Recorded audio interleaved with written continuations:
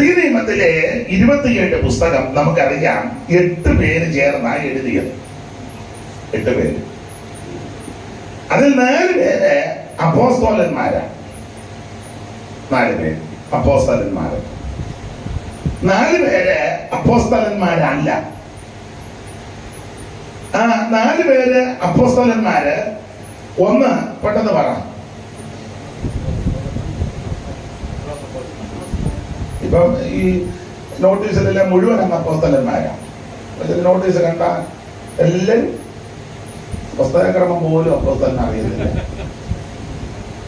നമ്മുടെ വിഷയമല്ല, വിട്ടേക്കാം. അപ്പോൾ മത്തായി, യോഹന്നാനും പത്രോസും പൗലോസും അവര് 4 പേര് അപ്പോസ്തലന്മാരാണ്. 4 പേര് അപ്പോസ്തലന്മാരല്ല. അതിൽ 2 പേര് 2 അപ്പോസ്തലന്മാരുടെ സന്തത സഹചാരികളും അല്ലെങ്കിൽ ശുശ്രൂഷകരും കൂടായിരുന്നു. ഒന്ന് ലൂക്കോസും 2 മർക്കോസും. അത് പത്രോസിന്റെയും പൗലോസിന്റെയും കൂടെ നടന്നവരാണ് മർക്കോസും ലൂക്കോസും.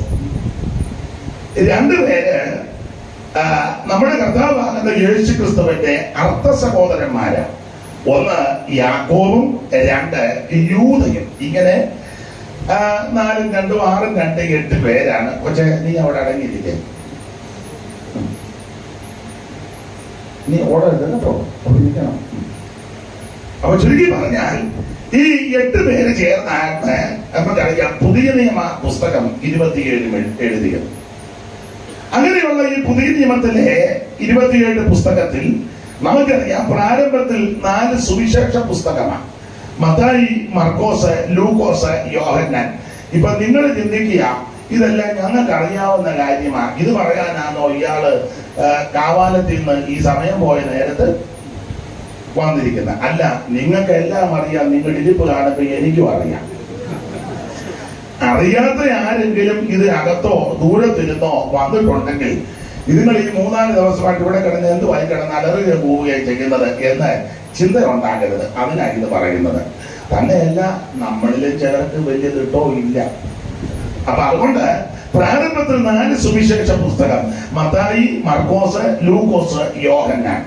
എന്തുവാ സുവിശേഷം? അത് ഞാൻ നിങ്ങളോട് പറയണ്ട. ആ സുവിശേഷം ഒരു വ്യക്തി, അത് മറ്റാരുമല്ല, കർത്താവാകുന്ന യേശു ക്രിസ്തു. മനുഷ്യവർഗത്തിന്റെ പാപത്തിന് പരിഹാരം വരുത്തുവാൻ സ്വർഗ മഹിമകൾ വെടിഞ്ഞ് ഈ താഴലോകത്തിൽ ഇറങ്ങി വന്ന നസറായനാകുന്ന യേശു ക്രിസ്തു. എല്ലാവർക്കും അറിവുള്ള വാക്യമാണ്. വളരെ സ്പഷ്ടമായിട്ട് പൗലോസ് പറഞ്ഞു, ദാവീദിന്റെ സന്തതിയായി ജനിച്ച് മരിച്ച് അടക്കപ്പെട്ട് ഉയർത്തെഴുന്നേറ്റ യേശു ക്രിസ്തുവിനെ ഓർത്തുകൊള്ളുവീൻ, അതാകുന്നു ഞങ്ങളുടെ സുവിശേഷം. സുവിശേഷത്തെ നശിപ്പിക്കുവാനും തകർക്കുവാനും ഒക്കെ പലരും പരിശ്രമിച്ചെങ്കിലും സുവിശേഷത്തിന് ഒരു കോട്ടവും വന്നിട്ടില്ല, വരത്തുമില്ല. അതിന്റെ കാരണമെന്ന് ചോദിച്ചാൽ ഇത് ഉയർത്ത മാർഗമാണ്, ഇന്നും ജീവിക്കുന്ന മാർഗമാണ്.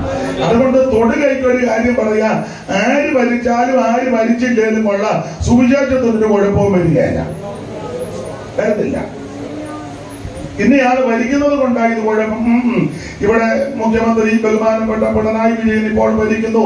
കേന്ദ്രത്തിലെ ഡൽഹിയിലെ നരേന്ദ്രമോദിയുടെ ഭരണം ഇന്ത്യ മൊത്തം നടക്കുന്നു. അത് ഭരിക്കട്ടെ, ഭരിക്കുന്നവർക്ക് വേണ്ടി നമുക്ക് പ്രാർത്ഥിക്കാം. നമ്മളെ ഏൽപ്പിച്ചത് അല്ലാതെ വേറെ ഒന്നും ഏൽപ്പിച്ചിട്ടില്ല. ആര് ഭരിച്ചാലും കൊള്ളാം, ദൈവം തമ്പുരാൻ ഇതെല്ലാം ക്രമീകരിച്ച് വച്ചിരിക്കുക. ഇന്ത്യ ആര് ഭരിക്കണമെന്നും കേരളത്തിൽ ആര് മുഖ്യമന്ത്രി ആകണമെന്നും ഓരോ വാർഡിൽ മെമ്പർ ആരാകണമെന്നൊക്കെ ദൈവം തമ്പുരാൻ നേരിച്ച് കുറിച്ചു വെച്ചിരിക്കുക. അതിന് വിരുദ്ധമായിട്ട് ഒന്നും നടക്കത്തില്ല. പിന്നെ നമ്മളെ ഏൽപ്പിച്ച കാര്യം ഇവർക്ക് വേണ്ടി എല്ലാം പ്രാർത്ഥിക്കണം. സ്തോത്രം, സ്തോത്രം. അതാണ് നമ്മെ ഏൽപ്പിച്ചിരിക്കുന്നത്. അല്ലാതെ നീ ഇലക്ഷന് നിൽക്കാനും വോട്ട് പിടിക്കാനും ബൂത്തിൽ പോയിരിക്കാനും അവരെ നിർബന്ധിക്കാനും, മനസ്സിലായല്ലോ, കൊടി പിടിക്കാനുമല്ല നിന്നെ ദൈവം വിളിച്ചത്, എന്നെ നിന്നെ ദൈവം വിളിച്ചത് അവർക്ക് വേണ്ടി പ്രാർത്ഥിക്കാനാണ്. അല്ലാതെ നീ വാർഡ് മെമ്പറായിട്ട് നിന്ന് 2 കോഴിയെ കൂടെ അതിന്റെ പുറകെ നടന്ന് ആയുധം സമയം കളയാതെ കുഞ്ഞമ്മ നീ പ്രാർത്ഥിച്ചത് അവരെ വന്ന് യോഗം നടത്തണം. മനസ്സിലായോ?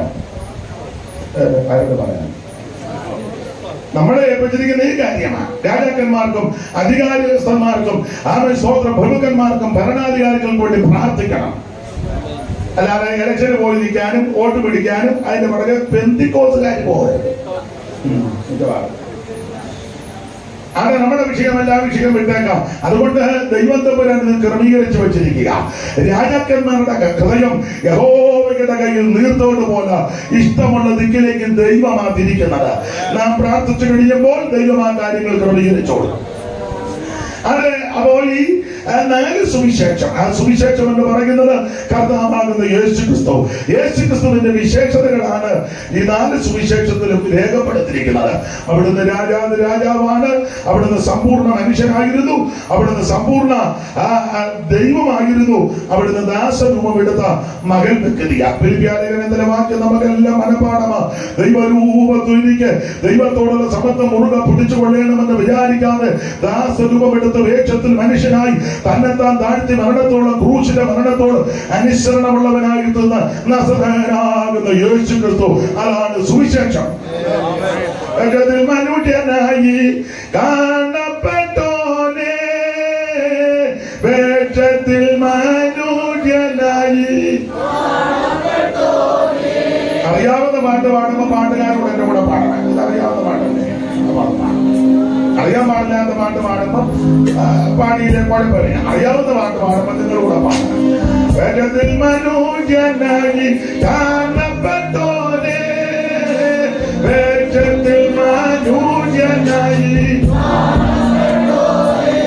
അവേ മനുഷ്യന്മാർ എടുത്ത നിന്നെ വാഴ്ത്തിടുമേ. മനുഷ്യന്മാർ എടുത്ത നിന്നെ വാഴ്ത്തിടുന്നു.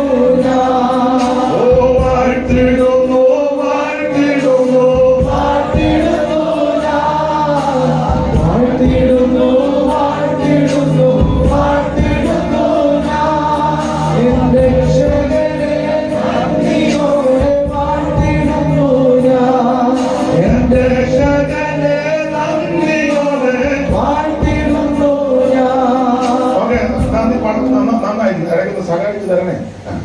ഇപ്പൊ ഈ മരണ വീട്ടിലാണെങ്കിലും കല്യാണത്തിനൊക്കെ ആണെങ്കിലും ഈ പാട്ട് കോൺട്രാക്ട് കൊടുക്കുന്നതുകൊണ്ട് ഉപദേശമായാലും ഇപ്പൊ പാടുകയല്ല. അതുങ്ങൾ ഇങ്ങനെ നോക്കിയിരിക്കുക, ഇത് ഒക്കുന്നുണ്ടോ എന്ന് നോക്കി. എന്നാൽ ഞാൻ നിങ്ങൾ യോജിക്കുമെന്ന് എനിക്ക് അറിയത്തില്ല, ആരൊക്കെ യോജിക്കുമെന്ന് അറിയത്തില്ല. ഏത് വിവാഹം ശുശ്രൂഷിക്കാന്നില്ല, ഏത് മരണ വീട്ടിലാണെങ്കിലും ദൈവങ്ങളെല്ലാം കൂടെ ഒന്നിച്ചൊന്ന് പാടിക്ക്. അന്തരീക്ഷം വേറെയാ, അന്തരീക്ഷം വേറെയാ. നിങ്ങൾ നേരത്തെ അനുഭവമൊക്കെ ഒന്ന് ഓർത്തേ, അന്തരീക്ഷമാണ്. അതുകൊണ്ട് ഇന്ന് രാത്രിയെങ്കിലും അറിയാവുന്ന പാട്ട് പാടുമ്പം ഒന്നാമതെല്ലാത്തിനും ദീനവും തന്നോവാ. അപ്പൊ അത് മസിൽ പിടിച്ചിരിക്കാതെ അറിയാവുന്ന പാട്ട് ചേർന്ന് പാടി ദൈവത്തെ മഹത്വപ്പെടുന്നത്. അപ്പൊ നിങ്ങൾ ചോദിക്കും, ഇയാളെ പാടാനല്ലല്ലോ വിളിച്ചത്, പ്രസംഗിക്കാനല്ലേ വിളിച്ചത്? പാടാൻ അവരെയല്ലേ വിളിച്ചത്? അതെ, ഇന്നിപ്പോ നമ്മളെല്ലാം കൂടെ പാടുകയും പ്രസംഗിക്കുകയും. അപ്പൊ അതുകൊണ്ട് നാം ഒന്നിച്ച് അവന്റെ നാമത്തെ മഹത്വപ്പെടുത്തിക്കോണം, ദൈവത്തിന്റെ മഹത്വം. അപ്പോൾ സുവിശേഷം അത് യേശുക്രിസ്തു. യേശുക്രിസ്തുവിൽ കൂടി മാത്രമാണ് രക്ഷ, മറ്റൊരുത്തരിലും രക്ഷയില്ല.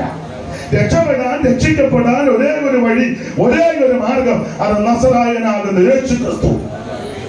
ഒന്നുകൂടെ തെളിച്ചു പറയാം, കർമ്മമാർഗം കൊണ്ടോ പുണ്യപ്രവൃത്തി കൊണ്ടോ ദാനധർമ്മം കൊണ്ടോ നേർച്ച കാഴ്ച കൊണ്ടൊന്നും രക്ഷപ്പെടുകയല്ല. പള്ളി പണിത് കൊടുത്തുകൊണ്ടോ കുരിശും തൊട്ടിക്ക് തലം കൊടുത്തത് കൊണ്ടോ പെന്തിക്കോസ്ത് ഹോളിനെ 10 സെന്റ് തലം കൊടുത്തുകൊണ്ടൊന്നും നീ സ്വർഗത്തിൽ പോവുകയല്ല. കുരിശും മൂട്ടില് ഇന്നൊന്ന് പറഞ്ഞാൽ സ്വർഗത്തിൽ പോവുകയല്ല. ഞങ്ങളുടെ വീട്ടിൽ അച്ഛനുണ്ട്, ഉപദേശിയുണ്ട്, കപ്പിയാറുണ്ട്, ചെമ്മാച്ചനുണ്ട്, കന്യാസ്ത്രീയുണ്ട്, ബിഷപ്പ് തിരുമേനി ഞങ്ങളുടെ വകയിൽപ്പെട്ടത്, സെൻട്രൽ പാർട്ടി ഞങ്ങളുടെ ഉപ്പാപ്പന. നീ സ്വർഗത്തിൽ പോകുകയല്ല. സ്വർഗത്തിൽ പോകണമെങ്കിൽ യേശു ക്രിസ്തുവിനെ രക്ഷിതാവായി സ്വീകരിക്കണം. ഞങ്ങളുടെ ചേർന്ന പെന്തിക്കോസ്തുകാർ പള്ളി ഞങ്ങളുടെ ചേർന്ന ഞങ്ങളുടെ വീട്ടുപേര് പള്ളിപ്പറമ്പിലെന്നാ. സ്വർഗത്തിൽ പോവുകയല്ല. സ്വർഗത്തിൽ പോകണമെങ്കിൽ യേശുവിനെ രക്ഷിതാവായി സ്വീകരിക്കണം. മറ്റൊരുത്തരിലും രക്ഷയില്ല, യേശു ക്രിസ്തു മാത്രമാണ് രക്ഷിതാവ്. അപ്പോൾ അതാണ് സുവിശേഷം. ആ സുവിശേഷം മതം മാറ്റുകയല്ല, സഭ മാറ്റുകയല്ല, ആളുകൾ കൂട്ടുകയല്ല, തത്വജ്ഞാനം പറയുകയല്ല, അവൻ വെപ്രാളവും ബഹളവും കാണിച്ച് ആൾക്കാരെ ഇളക്കുകയല്ല. ഇത് യേശു ക്രിസ്തു രക്ഷിതാവാന്ന് പറയുകയും അത് ഏറ്റെടുക്കുന്നതാണ് ജീവിതത്തിലെ ഏറ്റവും വലിയ ഭാഗ്യം. അതിനെ ഈ ശുശ്രൂഷ വീണ്ടും ഇടയാക്കട്ടെന്ന് ഞാൻ പ്രാർത്ഥിക്കുന്നു. അപ്പോൾ 4 സുവിശേഷ പുസ്തകം, ഈ സുവിശേഷത്താൽ ആകൃതരായി വന്ന ദൈവദാസന്മാർ, അപ്പോസ്തലന്മാർ, അവരുടെ പ്രവർത്തനങ്ങളാണ് അപ്പോസ്തല പ്രവർത്തികൾ എന്ന് പറയുന്ന പുസ്തകം. അതിന് വേദപഠിതാക്കള് പഠിക്കാനുള്ള സൗകര്യത്തിന് പരിശുദ്ധാത്മ പ്രവൃത്തികൾ എന്നൊക്കെ സാധാരണ പഠിപ്പിക്കാറുണ്ട്. എന്തായാലും ഉള്ള 10-28 അധ്യായത്തിൽ ആ കാര്യങ്ങൾ രേഖപ്പെടുത്തിരിക്കുക. സഭ ആരംഭിച്ചു, അനേക ഇടങ്ങളിൽ സഭ ആരംഭിച്ചു, അനേക കൃപകൾ വന്നു, വിശ്വസിച്ചവരുടെ കൂട്ടം വലുതായി. ഇങ്ങനെ നിരവധി സഭകളെ അനേക ഇടങ്ങളിൽ ഉടലെടുത്തു. ഈ സഭകളെല്ലാം കർത്താവിന്റെ വരവിൽ കൈവിടപ്പെടാതെ എടുക്കപ്പെടണം, ചേർത്തുകൊള്ളണം. അതിനവരെ കറതീർന്ന ഉപദേശം പറഞ്ഞ് അവരെ നിലനിർത്തണം. എന്ന് പറഞ്ഞ വാട്ടോ മാലിന്യവും ചുളുക്കവും കറയും ഒന്ന് മേശാണ് നിർമ്മലയും ശുദ്ധയുമായി തനിക്ക് മുൻനിർത്തേണ്ടതിന് വചനത്തോടു കൂടിയ ജലസ്നാനത്തല വെടിപ്പാക്കി കർത്താവിന്റെ വരവിന് വേണ്ടി ഒരുക്കണം. ഇനി എത്രയും അല്പകാലം കഴിഞ്ഞിട്ട് വരുവാനുള്ളവൻ വരും. തനിക്കായി കാത്തു നിൽക്കുന്ന വിശുദ്ധന്മാരുടെ രക്ഷയ്ക്കായിട്ട് അവിടുന്ന് പാപം കൂടാതെ രണ്ടാമതും പ്രത്യക്ഷപ്പെടും. ആ പ്രത്യക്ഷതയിൽ ഇന്ന് രാത്രി ഇവിടെ കൂടപ്പെട്ടവരും കേൾക്കുന്നവരാരും കൈവിടപ്പെട്ടു പോകരുത്. എല്ലാവരും യേശുവിന്റെ വരവിൽ എടുക്കപ്പെടണം. എടുക്കപ്പെടണമെങ്കിൽ അതിന് ഉപദേശത്തിൽ വേണം, വചനത്തിന്റെ ഉപദേശത്തിലും പ്രമാണത്തിലും നിൽക്കണം. ശക്തമായ വേർപാട് ഉപദേശം പറയണം. അതിനാണ് ലേഖനങ്ങളെല്ലാം എഴുതിയിരിക്കുന്നത്. നമുക്കറിയാം 21 ലേഖനങ്ങൾ, റോമാലേഖനം മുതൽ യൂദരുടെ ലേഖനം വരെ 21 ലേഖനം. ഇതില് സിദ്ധഭാഗ ലേഖനങ്ങളും എഴുതിയത് നമുക്കറിയാം പൗലോസിനാൽ എഴുതപ്പെട്ട ലേഖനമാണ്. ഏതാണ്ട് 21 ലേഖനത്തിൽ 14 ലേഖനങ്ങൾ പൗലോസ് എഴുതി. ശിഷ്ടമുള്ള ലേഖനം യാക്കോബിന്റെ 1 ലേഖനം, യൂദയുടെ 1 ലേഖനം, പത്രോസിന്റെ 2 ലേഖനം, യോഹന്നാന്റെ 3 ലേഖനം. ഇങ്ങനെയാണ് 21 ലേഖനം. ഇതിലെ പൗലോസിന്റെ ലേഖനങ്ങളിൽ 14ലും വിശേഷിച്ച 21 ലേഖനങ്ങളിലുമെല്ലാം വളരെ ശ്രേഷ്ഠമേറിയ ഒരു ലേഖനമാണ് ഇന്ന് രാത്രി വായിച്ച എഫേസ്യ ലേഖനം. 2 ലേഖനങ്ങൾ പ്രധാനമായി 2 വിഷയമാണ്. എഫേസ്യ ലേഖനവും കൊലോസ്യ ലേഖനവും. നിങ്ങൾക്ക് ആ കാര്യം അറിയാം. എഫേസ്യ ലേഖനം പഠിക്കുമ്പോൾ സാധാരണ പറയുന്നത് ലേഖനങ്ങളുടെ രാജ്ഞിയാണെന്ന, റാണി. എഫേസ്യ ലേഖനം ലേഖനങ്ങളുടെ രാജ്ഞി. അങ്ങനെയെങ്കിൽ കൊലോസ്യ ലേഖനം ലേഖനങ്ങളുടെ രാജാവാണ്. കാരണം എഫേസ്യ ലേഖനത്തിലെ പ്രധാനപ്പെട്ട വിഷയം സഭയാണ്, കൊലോസ്യ ലേഖനത്തിലെ പ്രധാനപ്പെട്ട വിഷയം ക്രിസ്തുവാണ്. അങ്ങനെയെങ്കിൽ എഫേസ്യ ലേഖനം റാണിയാണെങ്കിൽ കൊലോസ്യ ലേഖനം അവൻ രാജാവാകുന്ന, അവൻ കർത്താവാകുന്ന, അവൻ നസറയനാകുന്ന യേശു ക്രിസ്തു. അപ്പൊ കൊലോസ്യ ലേഖനത്തിലെ പ്രധാനപ്പെട്ട വിഷയം ക്രിസ്തു. നമ്മുടെ വിഷയം ആ കൊലോസ്യ ലേഖനം അല്ലല്ലോ, എഫേസ്യ ലേഖനത്തിൽ നാം വായിച്ചത്. എഫേസ്യ ലേഖനത്തിലെ പ്രധാനപ്പെട്ട വിഷയം അവൻ സഭ എന്നുള്ളതാ പ്രധാന വിഷയം. സഭ ചൂടുണ്ടെങ്കിൽ അപ്പോൾ അത് സഭ എന്നുള്ളതാണ് എഫേസ്യ ലേഖനത്തിന്റെ വിഷയം. 1, സഭ ഒരു ശരീരമാണ്. 2, സഭ ഒരു മന്ദിരം, ആലയമാണ്. 3, സഭ ഒരു മർമ്മമാണ്. 4, അവൻ സഭ അവനത് ലോകത്തിൽ എങ്ങനെയാണ്. 5, സഭ ഒരു മണവാട്ടിയ. 6, ദൈവസഭ ഒരു പടയാളിയ. അങ്ങനെയാണ് ഈ 6 അധ്യായത്തിലും സഭയെ പറ്റി പരാമർശിക്കുന്നത്. ആ ഭാഗത്തേക്കൊന്നും പോകുന്നില്ല. അടുത്തത്, ഈ എഫേസ്യ ലേഖനങ്ങളുടെ റാണിയാകാനുള്ളതിന്റെ പല കാരണങ്ങളിൽ ഒരു കാരണം ഈ ധന്യനായ പൗലോസിന്റെ ഈടുറ്റ ആഴമേറിയ 2 പ്രാർത്ഥന എഫേസ്യ ലേഖനത്തില. 1-ാം അധ്യായത്തിന്റെ 15 മുതൽ 19 വരെയും 3-ാം അധ്യായത്തിന്റെ 14 മുതൽ 19 വരെയും പഠിക്കുമ്പോൾ ധന്യനായ പൗലോസിന്റെ ഈടുറ്റ ആഴമേറിയ 2 പ്രാർത്ഥന ഈ ലേഖനത്തിലാക്കി. എല്ലാം വായിക്കേണ്ട. 1-ന്റെ 15 മുതൽ വായിച്ചോ. അപ്പൊ ഞാൻ ഇച്ചിരി വെള്ളവും കൂടെ കുടിക്കാം. വിശ്വാസത്തെയും സകല വിശുദ്ധന്മാരോടുമുള്ള സ്നേഹത്തെയും കുറിച്ച് കേട്ടിട്ട് നിങ്ങൾക്ക് വേണ്ടി ഇടവിടാതെ സ്തോത്രം ചെയ്ത് എന്റെ പ്രാർത്ഥനയെ നിങ്ങളെ ഓർത്തും കൊണ്ട് നമ്മുടെ കർത്താവായ യേശുക്രിസ്തുവിന്റെ ദൈവവും മഹത്വമുള്ള പിതാവുമായവൻ നിങ്ങൾക്ക് തന്നെ കുറിച്ചുള്ള പരിജ്ഞാനത്തിന്റെ ഒരു കപ്പ് തരികയാണല്ലേ ഇങ്ങനെ പിടിക്കാൻ. ഗ്ലാസ്സിന് ചൂടായ പിന്നെ എന്റെ കൈ കൊണ്ടു എനിക്ക് കുടിക്കാൻ പറ്റുകയല്ല. മോൾ വാങ്ങിച്ചു. നിങ്ങൾക്ക് തന്നെ കുറിച്ചുള്ള പരിജ്ഞാനത്തെയും ജ്ഞാനത്തിന്റെയും വെളിപ്പാടിന്റെയും ആത്മാവിനെ തരേണ്ടതിനും നിങ്ങൾ ഹൃദയദൃഷ്ടി പ്രകാശിപ്പിച്ചിട്ട് അവന്റെ വിളിയാലുള്ള ആശ ഇന്നതെന്നും വിശുദ്ധന്മാരിൽ അവന്റെ അവകാശത്തിൽ മഹിമാതനം ഇന്നതെന്നും അവന്റെ ബലത്തിൽ വലപുരത്തിന്റെ വ്യാപാരത്താൽ വിശ്വസിക്കുന്ന നമുക്ക് വേണ്ടി വ്യാപരിക്കുന്ന അവന്റെ ശക്തിയുടെ അളവറ്റ വലിപ്പം ഇന്നതെന്നും നിങ്ങൾ അറിയേണ്ടതിനും പ്രാർത്ഥിക്കുന്നു. ഇതാണ് പൗലോസിന്റെ പ്രാർത്ഥന. അതിനിമിത്തം ഞാൻ നിങ്ങൾക്ക് കർത്താവാകുന്ന യേശുവിനുള്ള വിശ്വാസത്തെയും സകല വിശുദ്ധന്മാരോടുള്ള സ്നേഹത്തെയും കുറിച്ച് കേട്ടിട്ട് നിങ്ങൾക്ക് വേണ്ടി ഇടപെടാൻ എന്റെ പ്രാർത്ഥന ഓർത്ത് അവൻ സ്തോത്രം ചെയ്ത് നമ്മുടെ കർത്താവാകുന്ന യേശുക്രിസ്തുവിന്റെ നാമത്തിൽ യേശുക്രിസ്തുവിന്റെ ആ ദൈവവും പിതാവുമായവനെ എല്ലായ്പ്പോഴും എല്ലാത്തിനും വേണ്ടി സ്തോത്രം ചെയ്തുകൊണ്ട് ക്രിസ്തുവിന്റെ ഭയത്തിൽ അന്യോന്യം കീഴ്പ്പെട്ടിരിക്കണം. അപ്പൊ ശ്രദ്ധിക്കുക, ഇവിടെ പൗലോസിന്റെ ആഴമേറിയ പ്രാർത്ഥന, ഞാൻ ആ ഭാഗമൊന്നും തൊടുന്നില്ല. ഈ പ്രാർത്ഥനയിലൊന്നും ഭൗതികമായ മെറ്റീരിയലായ ലൗകികമായ ദൃശ്യമായ ഒരു വിഷയവുമില്ല.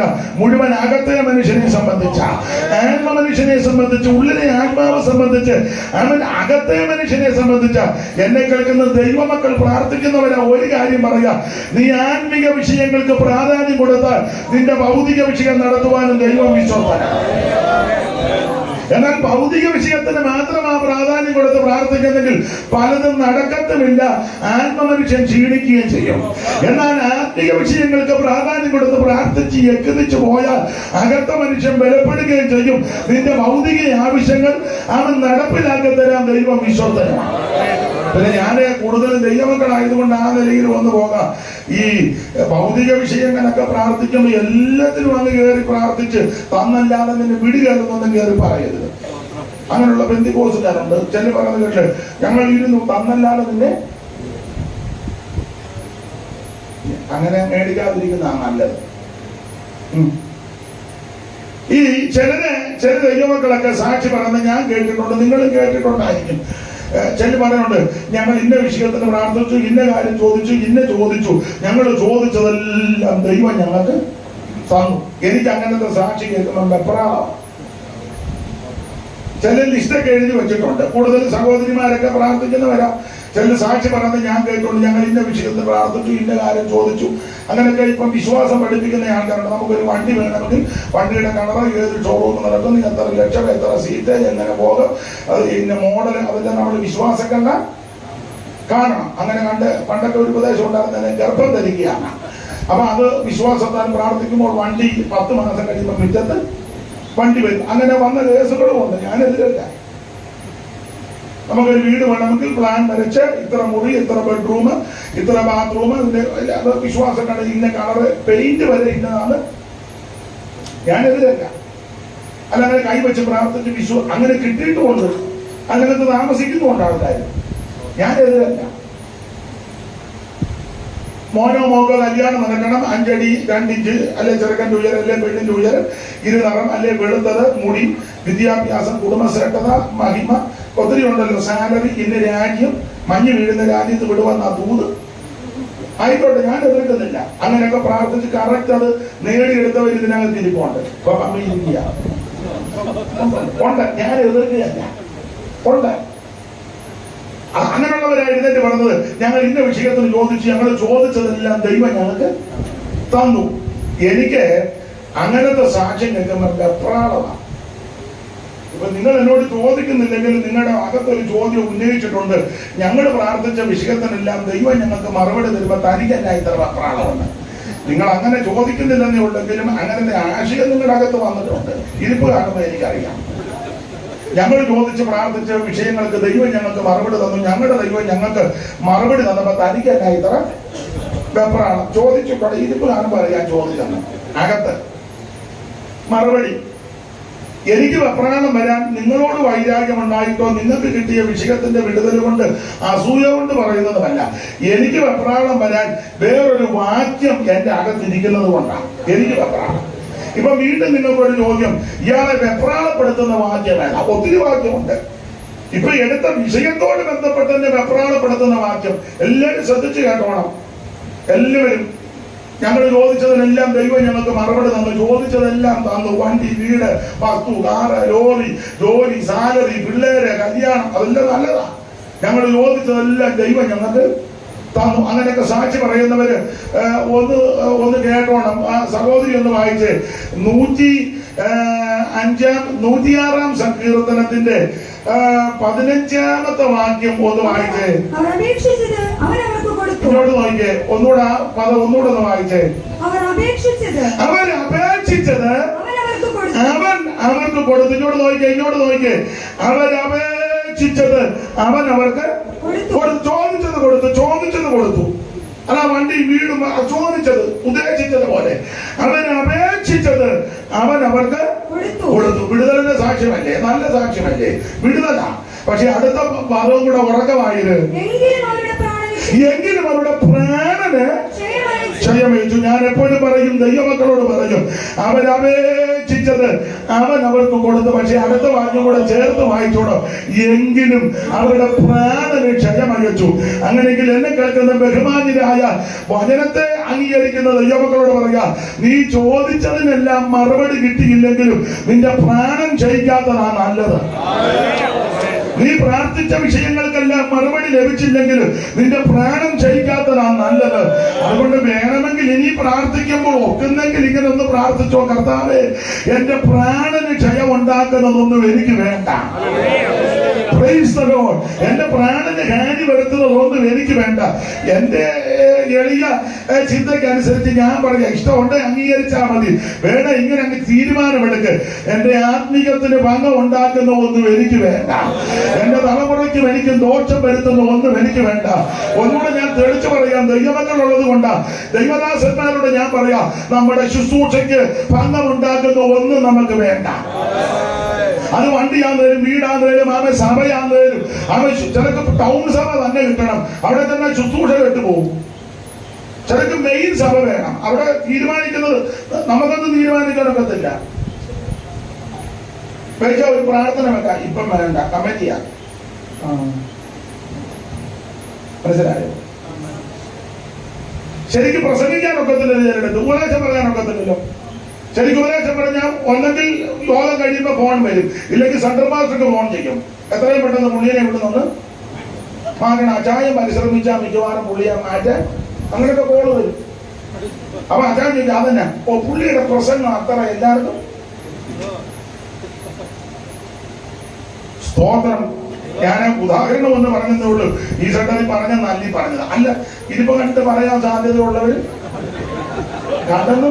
കണ്ടതും പറയാം. ഒരു കാര്യം പറയാം, നല്ലത് പറയാന്നേലും ആളുണ്ടേലും ഇല്ലേലും ഒരു കാര്യം എന്റെ സഹോദരന്മാരോട് പറയാം, നമ്മുടെ ശുശ്രൂഷയ്ക്ക് ഭംഗം ഉണ്ടാക്കുന്നതൊന്നും നമുക്ക് വേണ്ട.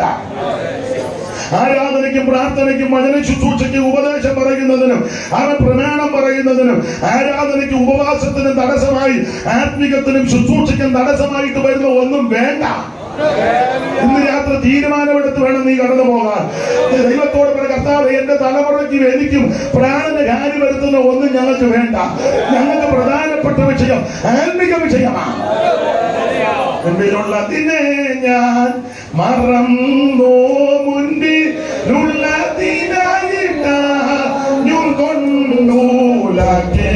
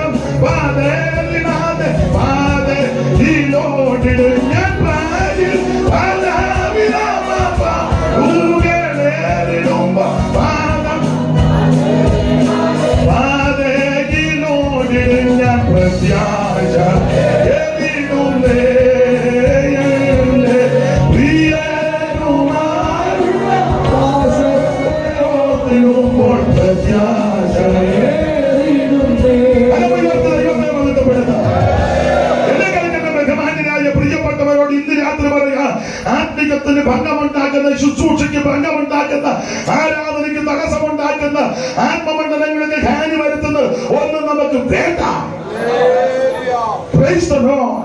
അവിടെ ആ ഭാഗമെന്ന് വിടുക. പൗലോസിന്റെ പ്രാർത്ഥന ഈടുത്ത പ്രാർത്ഥനയ. ഭൗതികമായ, ലൗകികമായ, ദൃശ്യമായ, മെറ്റീരിയലായ ഒരു വിഷയത്തിന് ഊന്നൽ കൊടുക്കുന്നില്ല. മുഴുവൻ ആത്മിക വിഷയങ്ങൾക്ക്. ഒന്നുകൂടെ അങ്ങ് തെളിച്ച് പറയാം, ആത്മിക വിഷയങ്ങൾക്ക് ഞാൻ നിങ്ങളും പ്രാധാന്യം കൊടുത്തു പോയേ നിന്റെ ഭൗതിക ആവശ്യങ്ങൾക്ക് ദൈവം നടത്തും. പുസ്തകത്തിലെ വാക്യം അങ്ങനെ, നന്മയും കരുണയും ഒക്കെ നിന്നെ പിന്തുടരുവന്ന നീ ഇരിക്കുന്നിടത്ത് വരും. ചില പൊട്ടന്മാര് ചോദിക്കാറുണ്ട്, ദൈവം നൂലെ കെട്ടത്തില്ല. നൂലില്ലേലും കെട്ടിയാണ്. ദൈവം വിശ്വസ്തന. എനിക്ക് ചില കൺവെൻഷനൊക്കെ ചെല്ലുമ്പോൾ കിടന്ന് അലയ്ക്കുന്ന കാണുമ്പോൾ അങ്ങ് സങ്കടമാണ്. നിങ്ങൾ തരാതെ പോകരുത്, ഇല്ലെങ്കിൽ നടത്തിപ്പുകാരൻ ഇവരോട് ആര് പറഞ്ഞത് നടത്താൻ? എടാ, കുത്തിയിരുന്ന് പ്രാർത്ഥിച്ച് നീ ഇരിക്കുന്നിടത്ത് ദൈവം കൊണ്ടുതരും. എന്റെ ഭാഷ പറഞ്ഞാൽ തെളിച്ചങ്ങ് പറയാം, ബാക്കിയും വരും. അത് ചുമ്മാ നിങ്ങളെ കണ്ടപ്പോ ഇണങ്ങിയതല്ല, അനുഭവത്തിൽ നിന്നായി പറയാം. സ്തോത്രം. ദൈവം ചെയ്യും. ഞാൻ നിങ്ങളെ സേവിക്കുന്ന ദൈവം വിശ്വസ്തനാണ്. ദൈവം ചെയ്യുമെന്ന് ഞാൻ ദൈവകൃപയിൽ ശരണപ്പെട്ട് പറയാം. വേണ്ട പറയുന്നില്ല, വെറുതെ ആലോചന ഉണ്ടാകും. വേണ്ട, വെറുതെ തെറ്റിദ്ധാരണ ഉണ്ടാകും. മുട്ടയിൽ തിന്നാൽ മതി. ദൈവം ചെയ്യും. ദൈവത്തിന്റെ മകത്ത ഭാഗം അങ്ങ് വിടുക. അപ്പോൾ ആവശ്യങ്ങളൊക്കെ നിറവേറ്റി തരാൻ ദൈവം വിശ്വസ്തനാണ്. കർത്താവിന്റെ മഹത്വം ഉണ്ടാകട്ടെ. അപ്പൊ ഈ എഫേസ്യ ലേഖനങ്ങളുടെ റാണിയാകാനുള്ളതിന്റെ കാരണങ്ങൾ ഒന്ന് രണ്ട് കാര്യം എന്ന് പറഞ്ഞതേ ഉള്ളൂ. നമ്മള് 5-ാം അധ്യായത്തിന്റെ 15 മുതൽ 21 വരെയാണ് വായിച്ചത്. 6 അധ്യായം ഉണ്ടെന്ന് പറഞ്ഞല്ലോ. ഓരോ അധ്യായത്തിന് സഭയെ പറ്റി പഠിക്കുമ്പോൾ, 1 സഭയൊരു ശരീരം, 2 സഭയൊരു മന്ദിരം, 3 സഭയൊരു മർമ്മം, 4 സഭ ഈ ലോകത്തിൽ എങ്ങനെ ആയിരിക്കണം, 5 സഭയൊരു മണവാട്ടി, 6 സഭയൊരു പടയാളി. അങ്ങനെ ആ സഭയെ പറ്റി ഇനി ഓരോ അധ്യായത്തിലും പ്രത്യേകമായി പഠിക്കുമ്പോൾ, 1-ാം അധ്യായത്തിൽ ദൈവം നമ്മെ തെരഞ്ഞെടുത്തു. 2-ാം അധ്യായത്തിൽ തെരഞ്ഞെടുത്ത് നമ്മളെ കൊണ്ടുവന്ന് ഇരുത്തി. 3-ാം അധ്യായം അപ്രമേയ മർമ്മത്തെ പറ്റി പറയുക. 4-ാം അധ്യായത്തിൽ ദൈവസഭയുടെ 5 തരത്തിലെ ശുശ്രൂഷക വൃന്ദങ്ങൾ. 5-ാം അധ്യായത്തിൽ ആത്മനിറവെന്നുള്ള വിഷയമാണ്. 6-ാം അധ്യായത്തിൽ ആത്മീക പോരാട്ടം. 1-ാം അധ്യായത്തിൽ ദൈവം എന്നെയും നിങ്ങളെ തെരഞ്ഞെടുത്തു. 1-4 പെട്ടെന്ന് വായിച്ചു.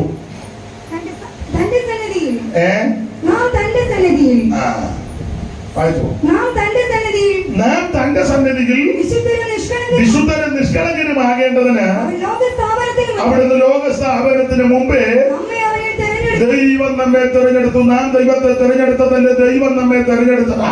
നമ്മുടെ ഇരിപ്പും ഭാവവും കണ്ടാൽ നമ്മൾ ദൈവത്തെ തെരഞ്ഞെടുത്ത് ചിരിക്കുന്നത് പോലെ, എന്നാലും വന്നിരിക്കുന്നല്ലോ, വലിയ കാര്യം. ഒരു കാര്യം പറയാൻ, നമ്മൾ ദൈവത്തെ തെരഞ്ഞെടുത്തതല്ല, ദൈവം നമ്മളെ തെരഞ്ഞെടുത്തതാണ്.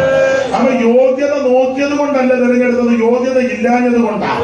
ഈ ദേശത്തും ഞങ്ങളുടെ ദേശത്തും പല ദേശങ്ങളിലും ലോകപ്രകാരം യോഗ്യന്മാരും ഉന്നതന്മാരും ശ്രേഷ്ഠന്മാരും മിടുക്കന്മാരും ഒക്കെ നിരവധി ആൾക്കാർ കിടക്കുമ്പോൾ അവരെ ആരെയും ദൈവം തെരഞ്ഞെടുത്തില്ല. ഈ സത്യം വെളിപ്പെട്ട് കിട്ടിയതും ഈ മർമ്മം വെളിപ്പെട്ട് കിട്ടിയതും ഈ യേശുവിനെ ആരാധിക്കുവാനും അറിയുവാനും ദൈവം നമുക്ക് ഭാഗ്യം നൽകി. ഓർത്തോർത്ത് ദൈവത്തെ സ്തുതിക്കണം. ദൈവം നമ്മെ തെരഞ്ഞെടുത്തത് സന്തോഷത്തോടെ. ഈ ചില ആൾക്കാര് ദൈവം തെരഞ്ഞെടുത്തതിനെ പറ്റി പറയുമ്പോൾ നമുക്കൂടെ അങ്ങ് നാണക്കേട് പോരാ. നമ്മൾ ചോദിക്കും, അമ്മാമ എല്ലാവരും വിശ്വാസത്തിലാണോ? ഇല്ല മാസ്റ്റർ, ഈ ദേശത്തെല്ലാം ഞങ്ങളുടെ ആൾക്കാരാ. എംസി റോഡിന്റെ 2 സൈഡുകളെല്ലാം ഞങ്ങളുടെ ബന്ധുക്കാരാ. വലിയ വലിയ വീടുകൾ, എഞ്ചിനീയേഴ്സും ഡോക്ടേഴ്സും പ്രൊഫസേഴ്സും ഉന്നതന്മാരും എല്ലാം വലിയ ബിസിനസ്സുകാരും ഒക്കെ വലിയ വലിയ വീടുകളെല്ലാം ഞങ്ങളുടെ കുടുംബക്കാരും ഞങ്ങളുടെ ആൾക്കാരുമാണ്.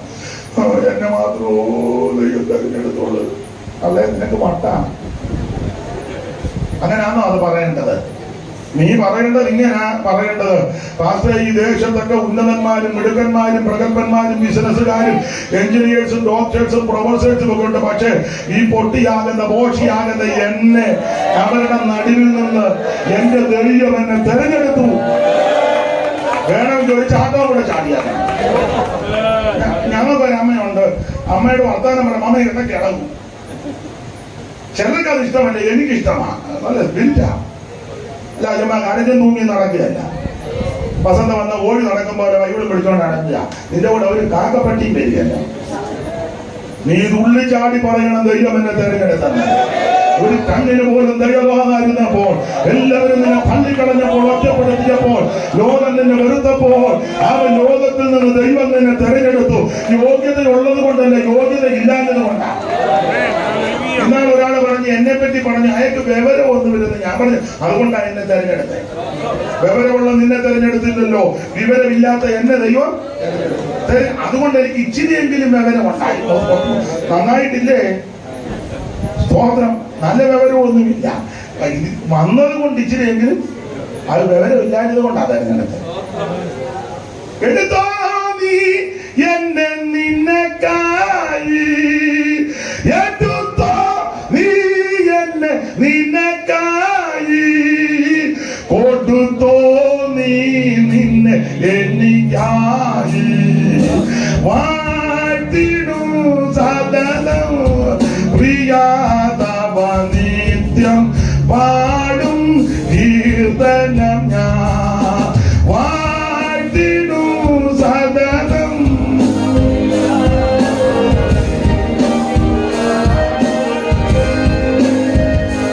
ഓ ചേർത്തതിന എന്നെ തിരുമാറിൽ കാത്തതിന എന്നെ വഴുതാതെ ചേർത്തതിനാൽ എന്നെ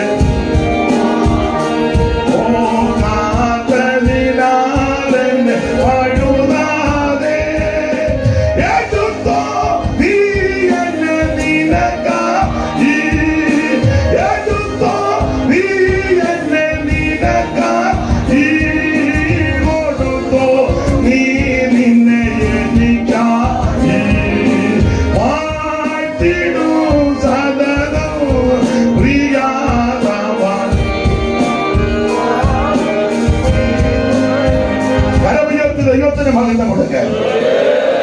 ആ പാട്ട് ടി.പി.എംകാരുടെ പാട്ടാ, നല്ല പാട്ടാ, നല്ല പദങ്ങളാ. അത് പറഞ്ഞപ്പോ ചിലരുടെ മുഖത്തൊരു നല്ലതാണ് പറയണേ. നല്ല പാട്ടാ. ഞങ്ങൾ എപ്പോഴും പാടി വിജയിക്കപ്പെടും നല്ല വരികളാണ്. അതെ, അപ്പോൾ കഴിവുള്ളത് കൊണ്ടല്ല തെരഞ്ഞെടുത്തത്, കഴിവില്ലാഞ്ഞത് കൊണ്ടാണ്. ദൈവത്തിന് മഹത്വം. അപ്പോൾ 1-ാം അധ്യായത്തിൽ ദൈവം തന്നെ തെരഞ്ഞെടുത്തു. അതെ, തെരഞ്ഞെടുത്ത നമ്മളെ കൈവിട്ടില്ല. 2-ാം അധ്യായം പഠിപ്പിക്കുന്നത് അവൻ കൈവിട്ടില്ല, സ്വർഗത്തിൽ കൊണ്ടുവന്ന് ഇരുത്തിയെന്ന 2:7 ആത്മീയ ഭാഷയാണ്. ക്രിസ്തുയേശുവിൽ അവനോടുകൂടി ഉയർത്തെഴുന്നേൽപ്പിച്ച് ക്രിസ്തുവേശുവിൽ അവനോടുകൂടെ ഉയർത്തെഴുന്നേൽപ്പിച്ച് സ്വർഗത്തിലിരുത്തി. ഞാനും നിങ്ങളും ആത്മീയ ഭാഷയെ പറഞ്ഞാൽ സ്വർഗത്തിലിരിക്കുക. ഇരിപ്പ് കണ്ടാലൊന്ന് തോന്നുകയല്ല സ്വർഗത്തിലാണെന്നോന്ന്. പക്ഷെ പുസ്തകത്തിലെ പ്രമാണം സ്വർഗത്തിൽ ഇരുത്തിയിരിക്കുക എന്ന് പറഞ്ഞാൽ സ്വർഗ സന്തോഷം നമ്മുടെ ഹൃദയങ്ങളിൽ തന്നിരിക്കുക. ഒരു കാലത്ത് ഇതിനകത്ത് മരണഭീതിയും ചിന്തപ്രമവും ആകുലതിന്റെ നിരാശയാ. ഒരു കാലത്ത് ദൈവത്തെ അറിയാതെ ഞാനും നിങ്ങളും ജീവിച്ചത്. ഇപ്പോൾ സത്യദൈവത്തെ അറിയുവാൻ ഭാഗ്യമുണ്ടായി. സ്തോത്രം. നേരത്തെ എങ്ങനെയായിരുന്നത്? കൊലോസി ലേഖനം, ഗലാത്യ ലേഖനം 4-ാം അധ്യായത്തിന്റെ 8 മുതൽ താഴോട്ട് വായിക്കണം. എഫേസ്യ ലേഖനം 2:2 വായിക്കണം, 3:8 വായിക്കണം, തീത്തോസ് 3:3 കൂടെ ഒന്ന് വായിച്ചേക്കണം. എല്ലാം വായിക്കാൻ നേരമില്ല. ആദ്യം പോലെ ഗലാത്യ ലേഖനം 4:8 വായിക്കേ. എന്നാൽ അന്ന് രക്ഷിക്കപ്പെടുന്നതിന് മുമ്പ് നിങ്ങൾ നമ്മുടെ കാര്യമാ ദൈവത്തെ അറിയാണ് എന്ന് പറഞ്ഞാൽ സത്യദൈവത്തെ അറിയാണ്. ആരാ സത്യദൈവം? യേശു ക്രിസ്തു. ആരാ നിത്യദൈവം? യേശു ക്രിസ്തു. ആരാ ഏകദൈവം? യേശു ക്രിസ്തു. ആരാ ജീവനുള്ള ദൈവം? യേശു ക്രിസ്തു. ഇന്നും ജീവിക്കുന്ന ദൈവം ആരാ? യേശു ക്രിസ്തു. ഇത് നമുക്ക് ഒരു കാലത്ത് അറിയത്തില്ലായിരുന്നു. അല്ല, എന്നാൽ അന്ന് ഏതാ രക്ഷിക്കപ്പെടുന്നതിന് മുമ്പേ നിങ്ങൾ നമ്മുടെ കാര്യമാ നമുക്ക് ദൈവത്തെ അറിയത്തില്ല. ദൈവത്തെ അറിയാഞ്ഞത് കൊണ്ട് എവിടെല്ലാം നമ്മൾ പോയി എന്തെല്ലാം ചെയ്തു? വല്ല ഗുണം വന്നോ?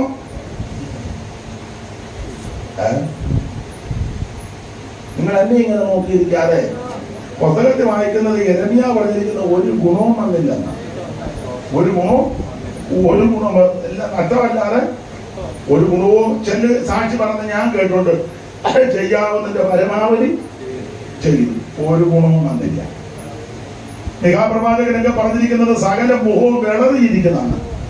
ഇതെല്ലാം ചെയ്തിട്ട് ഗുണവും വന്നില്ല, മുഖത്തൊരു തെളിച്ചവും ഇല്ല. സകലതും നഷ്ടപ്പെട്ട് കഴിഞ്ഞപ്പോഴാ യേശുവിനെ അറിഞ്ഞ്. ദൈവത്തിന്റെ മഹത്വം. എല്ലാം തകർന്നു പോയപ്പോഴാ യേശുവിനെ അറിഞ്ഞത്. യേശു തന്നെ രക്ഷിച്ചു. അപ്പൊ ഒരു കാലത്ത് ദൈവത്തെ അറിയാതെ ജീവിച്ചത്. എന്നാൽ അന്ന് നിങ്ങൾ ദൈവത്തെ അറിയാതെ സ്വഭാവത്താൽ ദൈവങ്ങളല്ലാത്തവർക്ക് അടിമപ്പെട്ടു. സ്വഭാവത്താൽ ദൈവങ്ങളല്ലാത്ത പല ആൾക്കാരുടെ അടുക്ക നമ്മൾ പോയി. അവിടെ ചെന്നാൽ വിടുതലുണ്ടെന്ന്. അവിടെ ചെന്നപ്പം ഒരു വിടുതലുമില്ല. അവർക്ക് വിടുതലുണ്ടായി. എങ്ങനെയാന്ന് ഞാനിപ്പോ പറയുന്നില്ല. അവര് വലിയ വീടുമൊക്കെ വെച്ച് വണ്ടിയൊക്കെ മേടിച്ച് വസ്തുവൊക്കെ എഴുതി കുറച്ചുകൂടെ വസ്തുവെല്ലാം എഴുതിച്ചു. നമ്മൾ പറയില്ല അവർക്ക് വിടുതലായിരുന്നു.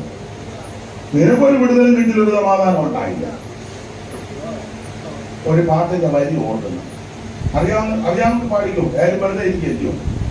കല്ലായ എന്നുള്ളം വൻപാരത്താൽ എല്ലാം നശിച്ചു ഞാൻ താളടിയാൽ.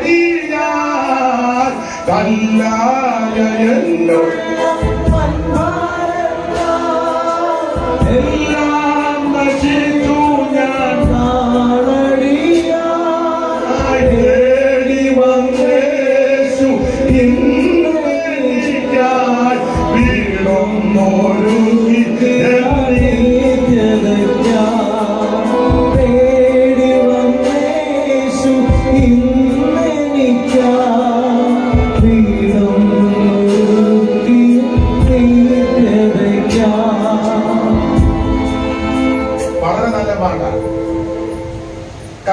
ഇതിന്റെ ഓളി ഇച്ചിരതാക്കാമെങ്കിൽ പാട്ടെല്ലാവരും ഒന്ന് കേൾക്കും.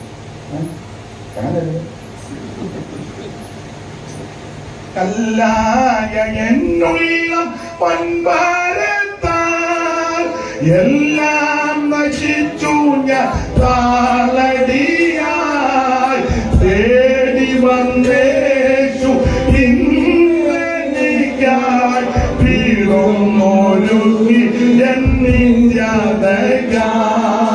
തേടി വന്നേശു ഇന്നെനിക്കായി വീണൊന്നൊരുക്കിയാൽ.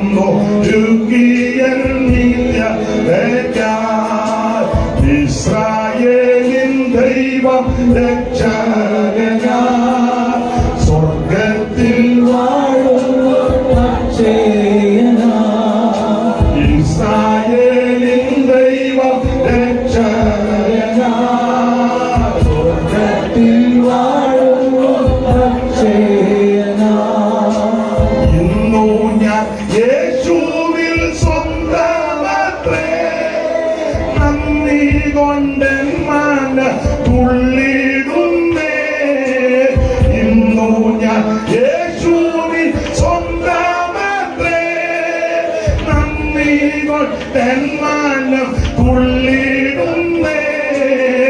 എല്ലാ പ്രത്യാശയും നിങ്കലത്രേ, എൻ വല്ലഭനെ വേഗം വന്നിടണേ. എല്ലാ പ്രത്യാശയും നിങ്കലത്രേ, എൻ വല്ലഭനെ വേഗം വന്നിടണേ. ഇസ്രായേലിൻ ദൈവം രക്ഷകനാ സ്വർഗത്തിൽ വാഴുന്നു അക്ഷയനാ. ഓ ഇസ്രായേലിൻ ദൈവം രക്ഷകനാ സ്വർഗത്തിൽ വാഴുന്നു അക്ഷയനാ. ദൈവത്തിന് മഹത്വം കൊടുക്കുക. പാട്ടുകാരൻ ചിലർ ഈ പാട്ടിന്റെ കൂടെ പാടിയിട്ടില്ല. സഹോദരൻ പാടിയതിന് നന്ദി. ദൈവം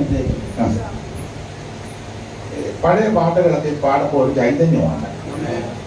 സ്തോത്രം. ഇപ്പോഴത്തെ എല്ലാ പാട്ടും മോശമാണെന്ന് ഞാൻ പറയുകയല്ല. പോട്ടെ, വെറുതെ ഇതിന് ആരോഗ്യം ഉണ്ടാകും. ദൈവത്തിന്റെ മഹത്വം. അപ്പോൾ ഒന്നാം അധ്യായത്തിൽ ദൈവം നമ്മെ തെരഞ്ഞെടുത്തു.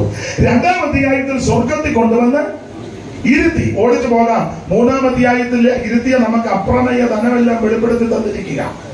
നമുക്കറിയാത്ത മാർമിക വിഷയങ്ങളെല്ലാം ദൈവം വെളിപ്പെടുത്തി.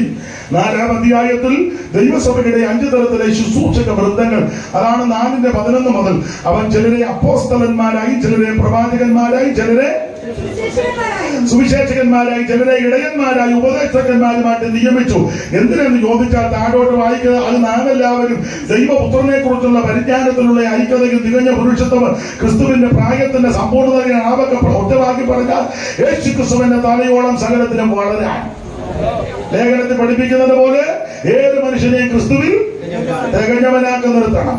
അതിനായി ഈ ലേഖനങ്ങളൊക്കെ തന്നിരിക്കുന്നത് 3-ാം അധ്യായം 4-ാം അധ്യായം ആ വിധത്തിൽ 5-ാം അധ്യായം ഉപദേശപരമായ വിഷയമാ, ആത്മനിറവ് എന്നുള്ള വിഷയമാ.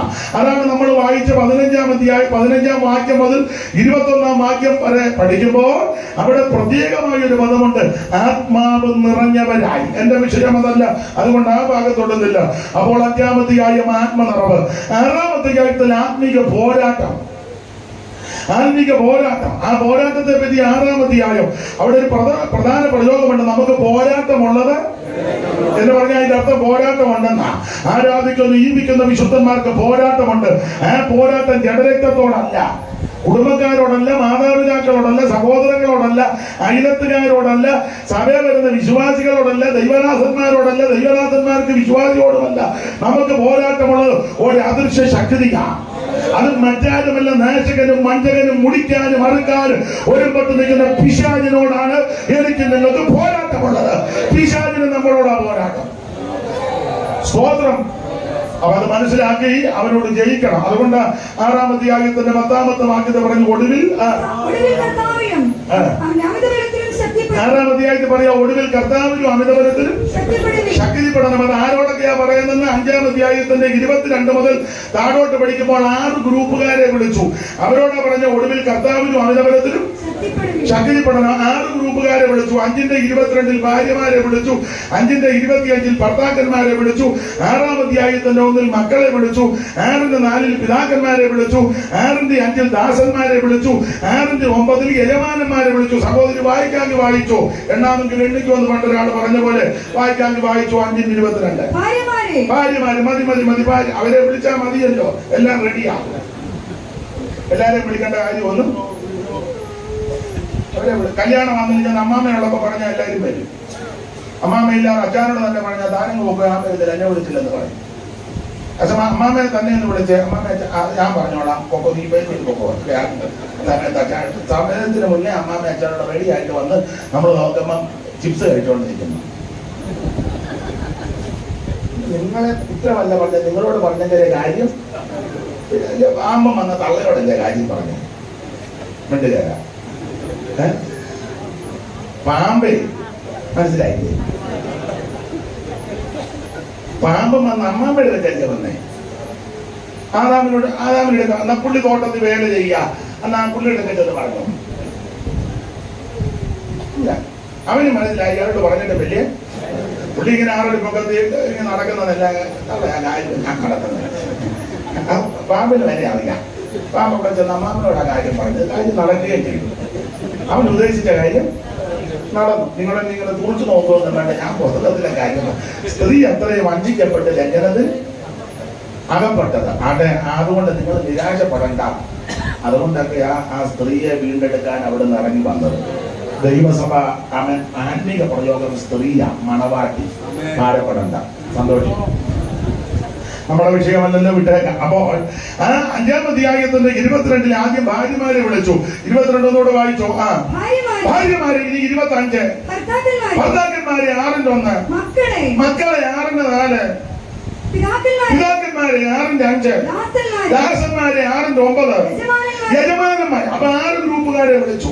1 ഭാര്യ, 2 ഭർത്താവ്, 3 മക്കള്, 4 പിതാക്കന്മാർ, 5 ദാസൻ, 6 യജമാനന്മാർ. എന്ന് പറഞ്ഞാൽ ലോകത്തിൽ ഇന്ന് പാർക്കുന്ന മാനവജനതയിൽ ഈ സകല മനുഷ്യരും ഈ 6 ഗ്രൂപ്പിനകത്ത് പെടും. എന്ന് പറഞ്ഞാൽ മുഴു ലോകത്തോടുമാ പറഞ്ഞിരിക്കുന്നത് കർത്താവിനും അമിതബലത്തിന് ശക്തിപ്പെട്ടോണം. അത് എന്റെ വിഷയമല്ലാത്തതുകൊണ്ട് ആ ഭാഗത്തേക്ക് ഒന്നും ഞാൻ പോകുന്നില്ല.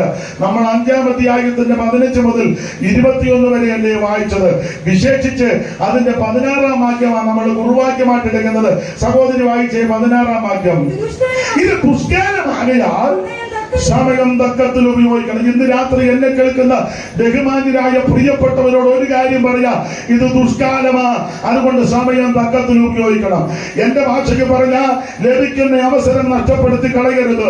അവൻ ലഭിക്കുന്ന സമയം അവനത് അലസരായിട്ട് ജീവിക്കരുത്. നിന്റെ ഓരോ മിനിറ്റും വിലയേറിയ മിനിറ്റ്. അതുകൊണ്ട് സമയം തക്കത്തിൽ ഉപയോഗിക്കണം. എന്റെ ഭാഷയ്ക്ക് പറഞ്ഞാൽ രക്ഷിക്കപ്പെടാൻ അവസരം ലഭിച്ചാൽ രക്ഷിക്കപ്പെട്ടോണം. കുടുംബക്കാരെ നോക്കരുത്, ചാർച്ചക്കാരെ നോക്കരുത്, സമുദായം നോക്കരുത്, അച്ഛനെയും കപ്പിയാരെയും മെത്രാനെയും ഉപദേശിയെ പാസ്റ്ററെ ഒന്നും നോക്കരുത്, അടുത്തിരിക്കുന്നവരെ നോക്കരുത്, അയിലത്തുകാരെ നോക്കരുത്. എന്റെ ഭാഷയിലൊക്കെ പറയാം, ഭാര്യയെ നോക്കണ്ട, ഭർത്താവിനെ നോക്കണ്ട, മക്കളെ നോക്കണ്ട. രക്ഷിക്കപ്പെടാൻ നിനക്ക് സാവകാശം അവസരം കിട്ടുമ്പോൾ നീ യേശുവിനെ രക്ഷിതാവായി സ്വീകരിക്കണം. സ്തോത്രം. ഞാൻ അച്ചായനോട് ചോദിച്ചു വന്ന് രക്ഷിക്കപ്പെടാന്ന്. തങ്കമ്മേ, നീ പറഞ്ഞ അച്ചായനും തട്ടിപ്പോവും, നീയും തട്ടിപ്പോവും, ഒടുവിൽ നരകത്തിൽ പോകും. അതുകൊണ്ട് നരകത്തിൽ പോകാതിരിക്കാൻ ഇത് സുപ്രധാന കാലം, ഇത് രക്ഷാ ദിവസമാണ്. ഇന്ന് രാത്രി യേശുവിനെ രക്ഷകനായി സ്വീകരിക്കണം. പലമേറെ ചൊല്ലുവാനില്ല, നാളെ ജന്മത്ത് നിനക്കുള്ളതല്ല. കാലമേറെ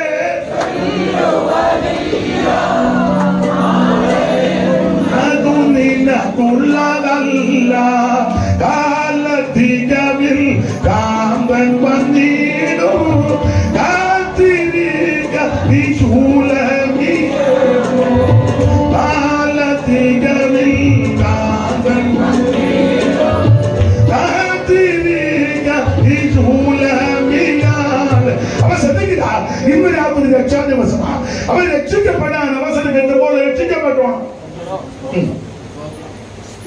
സ്നാനപ്പെടാൻ അവസരം കിട്ടുമ്പോൾ സ്നാനപ്പെടണം. രാത്രിയില കൊണ്ട് കാരാഗ്രഹമായി ഞാൻ മുട്ടിയത്. പക്ഷെ സ്നാനപ്പെടണമെന്നുണ്ട്. ചെറുക്കനോട് ഇങ്ങോട്ട് വന്നോട്ടെ, അവനെവിടെ? അവൻ യുകെയില. അവന് അടുത്ത സമയത്തൊന്നും വരികയില്ല. അവൻ അങ്ങോട്ട് ചെന്നതേ ഉള്ളൂ. അമേരിക്കയിൽ യുകെയിൽ ചെന്നപ്പോഴേ വീട് ലോണ, വണ്ടി ലോണ. ഉടനെ ഇനി വരാൻ ഒക്കത്തില്ല. അതിനിടയ്ക്ക് നീ തട്ടിപ്പോയാലോ? യോ ചാവും. ചെറുടെ ഇരുപാട് ഈ ആഴ്ച തയ്ക്കുകയെന്ന് പറഞ്ഞിരുന്നു. പേടിക്കൊന്നും വേണ്ട. ദൈവത്തിന്റെ ഭാഗത്താണ്. ഏത് സമയത്തും മരണം നിന്നെ പിടികൂടും. മരണത്തിന്റെ തണുത്ത കലമെന്ന് തപ്പുന്നതിന് മുന്നേ തങ്കമ്മേ, നീ സ്നാനപ്പെടാനുള്ളതാണ്. ഇന്ന് രാത്രി തീരുമാനമെടുത്തോ. സമയം തക്കത്തിൽ ഉപയോഗിക്കണം. രക്ഷിക്കപ്പെടാൻ അവസരം കിട്ടുമ്പോൾ രക്ഷിക്കപ്പെട്ടോണം. സ്നാനപ്പെടാൻ അവസരം കിട്ടുക, സ്നാനപ്പെട്ടോണം. ദൈവത്തിന് മഹത്വം. അഭിഷേകം പ്രാപിക്കാനുള്ള അന്തരീക്ഷവും സാഹചര്യവും വരുമ്പോൾ പ്രാർത്ഥിക്ക്. ദൈവം ഈ അഭിഷേകത്തിൽ നിന്നെ നിറയ്ക്കും. ആഗ്രഹിക്കുന്ന ആത്മാക്കളെ ദൈവം തൃപ്തിപ്പെടുത്തും. ആ ഒരു കർത്താവിന്റെ വേലയ്ക്ക് കൊടുക്കുവാനും ചെലവാക്കുവാനും അവസരം കിട്ടുമ്പോൾ അത് ചെയ്തോണം. ലൈവാന്നതിലും കുഴപ്പമില്ല. ഈ സെക്രട്ടറാവനോട് വിശേഷിച്ച് കൊട്ടാരക്കരി അത്ര മോശമല്ല. പഴയ ബന്ധുക്കോസുകാരും ബ്രദറുകാരും മാർത്തോമക്കാരും ഒക്കെ കോടിക്കണക്കിന് സ്വത്തുള്ളവരുണ്ട്. പിള്ളേരെല്ലാം യുകെയിലും അയർലൻഡിലും കാനഡയിലും അമേരിക്കയിലും. നല്ല കാര്യം. ഇതെല്ലാം ഇങ്ങനെ കോടിക്കണക്കിന് ഇട്ടിരിക്കുക. എന്നാൽ നിങ്ങൾ ഇതെടുത്തൊരു യോഗം നടത്തുവോ? അതുമില്ല. എന്നാൽ കർത്താവിന്റെ വേലയ്ക്ക് കൊടുക്കുവോ? അതുമില്ല. എത്രയോ വീടുകൾ കൂട്ടിയിട്ടിരിക്കുക. എത്രയോ ദൈവദാസന്മാർ വീടില്ലാതെ വാടക കൊടുക്കാൻ നിർവാഹമില്ലാതെ കിടക്കുന്നു. എന്നാ ഇത് കൊടുക്കുവോ? വലിയ ഗവൺമെന്റൊക്കെ പറഞ്ഞ അച്ചായന്മാരുണ്ട്. ഇത് മൂത്തവന്റെ വീടാ, അവനുണ്ടോ? ഇത് നഗവത്തവന്റെയാ, അവനുണ്ടോ ഇവിടെ? ഇല്ല, അവൻ അവിടെ. അതോ? അത് മോടെ വീടാ, അവളെ വിടാ, അവളെ വിടാ. ഇവിടെ ആരാ? ഇവിടെ ഞാനും മേലിക്കൊണ്ടും 2 പട്ടി. കാരണം ഈ പട്ടി കടിച്ചാകാനാ സാധ്യത. പിന്നെ അഥവാ കടിച്ചാലും പേ ഉണ്ടാകരുതെന്ന എന്റെ പ്രാർത്ഥന. ഞാൻ ഒന്നുകൂടെ ഓപ്പണായിട്ട് പറയാം. അത് പറയാതിരിക്കാൻ ഒക്കത്തില്ല. പല രാജ്യങ്ങളിലൊക്കെ പോകുന്നതുകൊണ്ട് ചില കേസുകൾ അറിയാം. അമേരിക്കയിലും കാനഡയിലും ഓസ്ട്രേലിയയിലും ഒക്കെയുള്ള പിള്ളേരെ ദൈവം അനുഗ്രഹിക്കട്ടെ, അവരെ ദൈവം സഹായിക്കട്ടെ. പക്ഷെ അവർ അപ്പനമ്മമാരൊക്കെ ഇപ്പൊ അങ്ങ് ചെന്ന് അവർക്ക് ഇങ്ങോട്ട് വരാനുള്ളത് പിന്നെ കിട്ടുന്ന വിലയ്ക്ക് കൊടുക്കാതിരിക്കുക. വില കൂട്ടി ആരെങ്കിലും കൊടുത്താൽ അവർക്ക് കൊടുക്കും. അത് ന്യായമാണ്. പക്ഷെ ഞാൻ ഒരു കാര്യം പറയാം. ആ വില കൂട്ടി വില ഇച്ചിരി കിട്ടും, ഞാൻ എതിർക്കുന്നില്ല. ഇച്ചിരി പൈസ കൂടുതൽ കിട്ടും. പക്ഷെ അതിനകത്ത് പാർക്കാൻ വരുന്നവർ ദൈവത്തെ വിളിക്കുന്നവരാണെന്ന് കൂടെ ഒന്ന് ചിന്തിക്കണം. നീയും നിന്റെ തലമുറയിൽ വരുന്ന ആരാധിച്ചെടുത്ത് വേറെ ആരാധന വരരുത്. ഇപ്പൊ അങ്ങനെയൊക്കെ പറയാൻ പറ്റുള്ളൂ. ഇച്ചിരി വില കുറച്ചാന്തേലും പ്രാർത്ഥിക്കുന്ന ഒരു ദൈവവിധന് കൊടുത്താൽ ഒന്നുമില്ല, വല്ലപ്പോഴുമെങ്കിലും അവൻ നിന്നെ ഓർത്ത് അവൻ സ്തോത്രം ചെയ്യും. മനസ്സിലാകുന്നുണ്ടല്ലോ? ഇപ്പൊ അത്രയൊക്കെ പറയാൻ പറ്റുള്ളൂ. അവര് വല്ലപ്പോഴുമെങ്കിലും നിന്നെ ഓർത്ത് സ്തോത്രം ചെയ്യും. തന്നെ സ്വർഗത്തിൽ ചെല്ലുമ്പോൾ നിനക്ക് പ്രതിഫലം ഉണ്ടാകും. ഏതായാലും പേക്കുട്ടി 10 രൂപ കുറച്ചാന്തേലും പ്രാർത്ഥിക്കുന്നവനാണല്ലോ കൊടുത്തത്. അത് മറ്റേ രീതിയിലാ പോകുന്നെങ്കിൽ അങ്ങോട്ട് പോകുന്നില്ല. അതുകൊണ്ട് പിന്നെ പറയുന്നത് പോകാത്തോണ്ട് പിന്നെ പറഞ്ഞിട്ടില്ല. ദൈവത്തിന്റെ മഹത്വം. ആ ഭാഗവും ഞാൻ അങ്ങനെ അങ്ങ് വിടുക. ദൈവത്തിന് മഹത്വം ഉണ്ടാകട്ടെ. ഏത് സമയത്തും മരണം നിന്നെ പിടികൂടും. അതുകൊണ്ട് ലഭിക്കുന്ന സമയം തക്കത്തിൽ ഉപയോഗിക്കണം. ആമേൻ. കണ്ണിന് കാഴ്ച ഉള്ളപ്പോൾ വേദപുസ്തകം വായിച്ചോണം. കൈക്ക് ശക്തി ആരോഗ്യമുള്ളപ്പോൾ കൈ അടിച്ച് ദൈവത്തിന് മഹത്വപ്പെടുത്തണം. Praise the Lord. നല്ല ശബ്ദമുള്ളപ്പോൾ ഉറക്കെ 5 ഹല്ലേലൂയാന്ന് പറഞ്ഞേക്കണം. അത് പാസ്റ്റർമാര് പറയിപ്പിച്ചിട്ടല്ല. സ്തുതിച്ചാട്ടെ എന്നിടയ്ക്കിടയ്ക്ക് അലവാങ്ങിട്ട് ഇളക്കിയല്ല. അതൊക്കെ അറിഞ്ഞ് ദൈവത്തെ മഹത്വപ്പെടുത്തിക്കണം. ആമേൻ. സമയം തക്കത്തിൽ ഉപയോഗിക്കണം. ആരാധന മുടക്കരുത്, സഭായോഗം മുടക്കരുത്. ഇപ്പൊ ഈ ഓൺലൈൻ പരിപാടി ഇതൊക്കെ നല്ലതാ. പക്ഷെ ഇത് വന്നതുകൊണ്ട് ഒരു ചെറിയ മൂക്കടപ്പ് വന്നാൽ മതി, സഭായോഗത്തിന് വരികയല്ല. നമ്മളേക്കും ജോർജാനെ സഭ എന്നെ രാവിലെ എഴുന്നേറ്റപ്പോൾ ഈ ജോർജ് പണ്ട് 5-ാം പടി പിടിച്ച് കിടന്നപ്പോഴും യോഗത്തിന് വന്നതാണ്. സഭായം മുടക്കാതെ 5-ാം പടി വന്ന് അങ്ങേയറ്റം പറ്റിയപ്പോഴും ജോർജ് ഒത്തി ചാടി യോഗത്തിന്. ഇപ്പൊ ഒരു ചെറിയ മൂക്ക് വാലിച്ചേ ഉള്ളു, വരികയല്ല. ഇതെല്ലാം പരിവക്കാരാ. ഒടുവിൽ നീ മെഡിക്കൽ കോളേജിന്റെ 7-ാം നിലയിൽ ഇങ്ങനെ ആമ്പലിന്റെ വള്ളി പോലെ എടുത്ത് നോക്കി കിടന്നേച്ച് പറയും ഒരു യോഗത്തിന് കൂടിയ നടക്കുന്ന ലേസല്ല. ഒടുവിൽ ഒരു പച്ചത്തൊലി വന്ന് മൂടും. പിന്നെ ഒരു യോഗം വെക്കുന്നതിന് എടുക്ക ഇട്ടേക്ക് അങ്ങനൊരു യോഗം വെക്കും. അത് നല്ലൊരു യോഗമായിരിക്കും.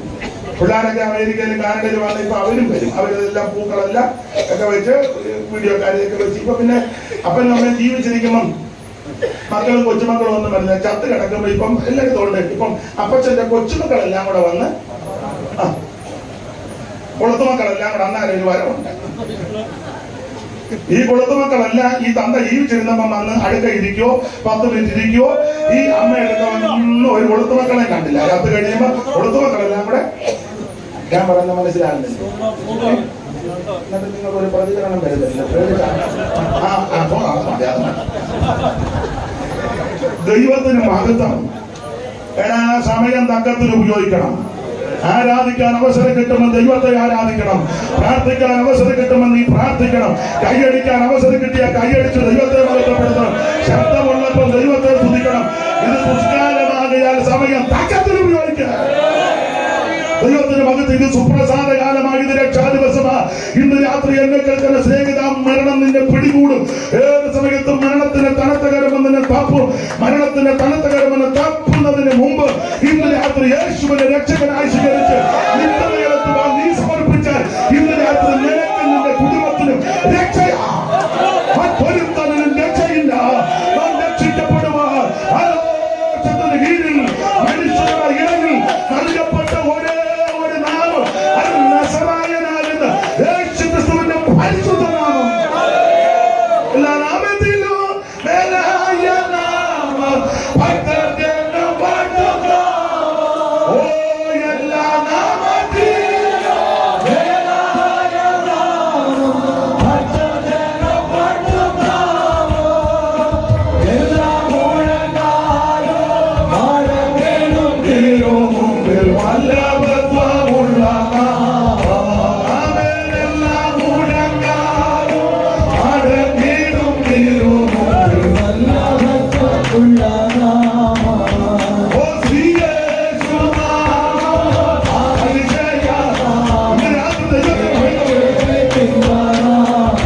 ഓ ശ്രീ യേശുനാമം അതിശയനാമം. അനവധികൾക്ക് ദൈവത്തെ മഹത്വപ്പെടുത്തുക. ഇത് ദുഷ്കാലമാകിയാൽ സമയം, ഇത് അന്ത്യകാലമാ, ദുഷ്കാലമാ, വല്ലാത്ത കാലമാ, പഴയ കാലമല്ലല്ലോ ഇപ്പം. അല്ല, ഉദ്ദേശിക്കാത്ത സമയത്തും പ്രകൃതിക്ഷോഭങ്ങൾ നടക്കുന്നത്. ഈ അടുത്ത കാലത്ത് ഉണ്ടായ കാര്യം നിങ്ങൾ കാണുകയും വാർത്ത മനസ്സിലാക്കിയ നമുക്ക് മനോഭാരമാണ്, ഇല്ലയോ? ഉള്ളുപൊട്ടി എത്ര പേര്, എണ്ണപ്പെട്ടത് എത്ര, ഇനി വേറെ എത്രയാണെന്ന് ആർക്കറിയാം. ഈ അടുത്ത സമയത്ത് ഒരുത്തൻ എന്നോട് പറഞ്ഞു പിണറായി ഇതിലെല്ലാം കാരണം. അയാൾ ആദ്യത്തെ ഉള്ളുപൊട്ടിക്കാണ്. എടാ വിവരദോഷി, നീ ബോധക്കേട് വിളിച്ച് പറയാതെ. അന്ന് രാത്രി അവിടെ എന്തുവാ ജില്ലയുടെ പേര് പറഞ്ഞു, വയനാട്ടിൽ ചെന്ന രാത്രി അയാൾ ഇട്ടിറക്കിയാണോ? എടാ പൊട്ട, ഇത് ദൈവം നേരത്തെ ക്രമീകരിച്ച് വെച്ചിരിക്കുക. ഉരുളുപൊട്ടൽ മാത്രമാണോ? ഈ പ്രകൃതിക്ഷോഭങ്ങളും ഈ ദുരനുഭവങ്ങളും അന്ത്യകാലത്ത് ദുർഘട സമയം വരുമെന്നല്ലോ ചൊവ്വാഴ്ച എവിടെ വന്നായിരിക്കും.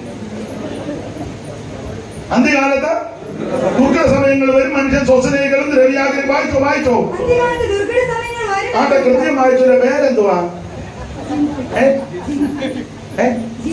ജിൻസി പെട്ടെന്ന് വായിച്ചോലെ. ദൈവം വായിച്ചേ. അന്ത്യകാലത്ത് ദുർഘട സമയങ്ങൾ വരുമെന്ന് മനുഷ്യർ സ്വസ്നേഹികളും എല്ലാവർക്കും സ്വന്തം കാര്യമല്ലേ? സ്വന്തം കാര്യമാണ്. ഇത് അന്ത്യകാലത്തിന്റെ ലക്ഷണമാണ്, സ്വന്തം കാര്യം അല്ലേ? അയ്യോ, പെന്തിക്കോസുകാരുടെ കാര്യം സ്വന്തം കാര്യമല്ലേ? അതെ. നീ മതില് പൊക്കി കെട്ടിയാൽ മറ്റവന് ദോഷമാണെന്ന് ചിന്തിക്കുന്നുണ്ടോ? ഉണ്ടെന്നില്ല. സ്വന്തം കാര്യമല്ലേ? ഞാൻ എന്റെ കാശ് മുടക്കി എന്റെ മതില് കെട്ടി തനിക്കല്ല, താനും കെട്ടിക്കൂ. ഇതല്ലേ ഉള്ളിലിരിപ്പ്. മിണ്ടുന്നില്ല.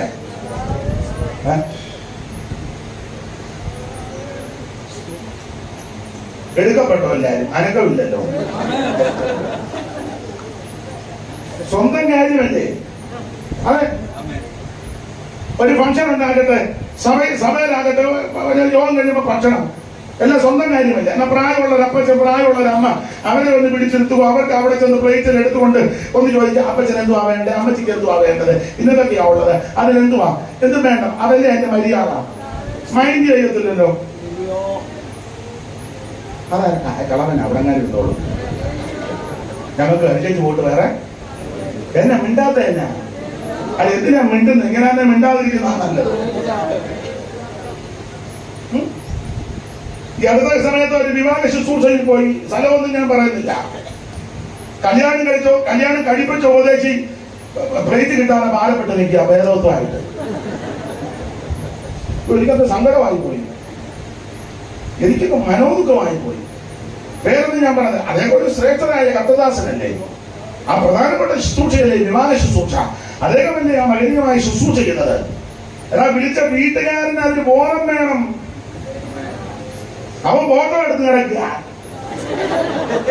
ഫോട്ടോ എടുക്കരുതെന്നല്ല ഞാൻ പറഞ്ഞത്. ആ പ്രധാനപ്പെട്ട ദൈവദാസനെ വിളിച്ചാൽ നേരത്തെ ക്രമീകരണം ചെയ്യണ്ടേ?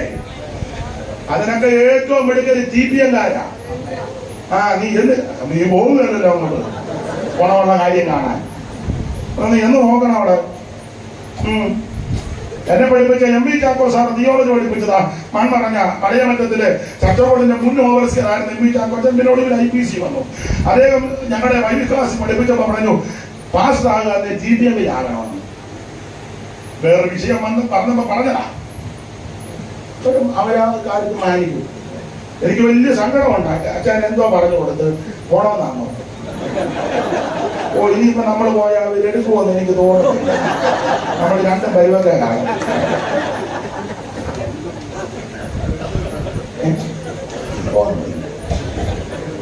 അത് ഞാൻ അതിന്റെ പരമാർത്ഥം എന്ന് പറയുക. ദൈവത്തിന് മഹത്വം.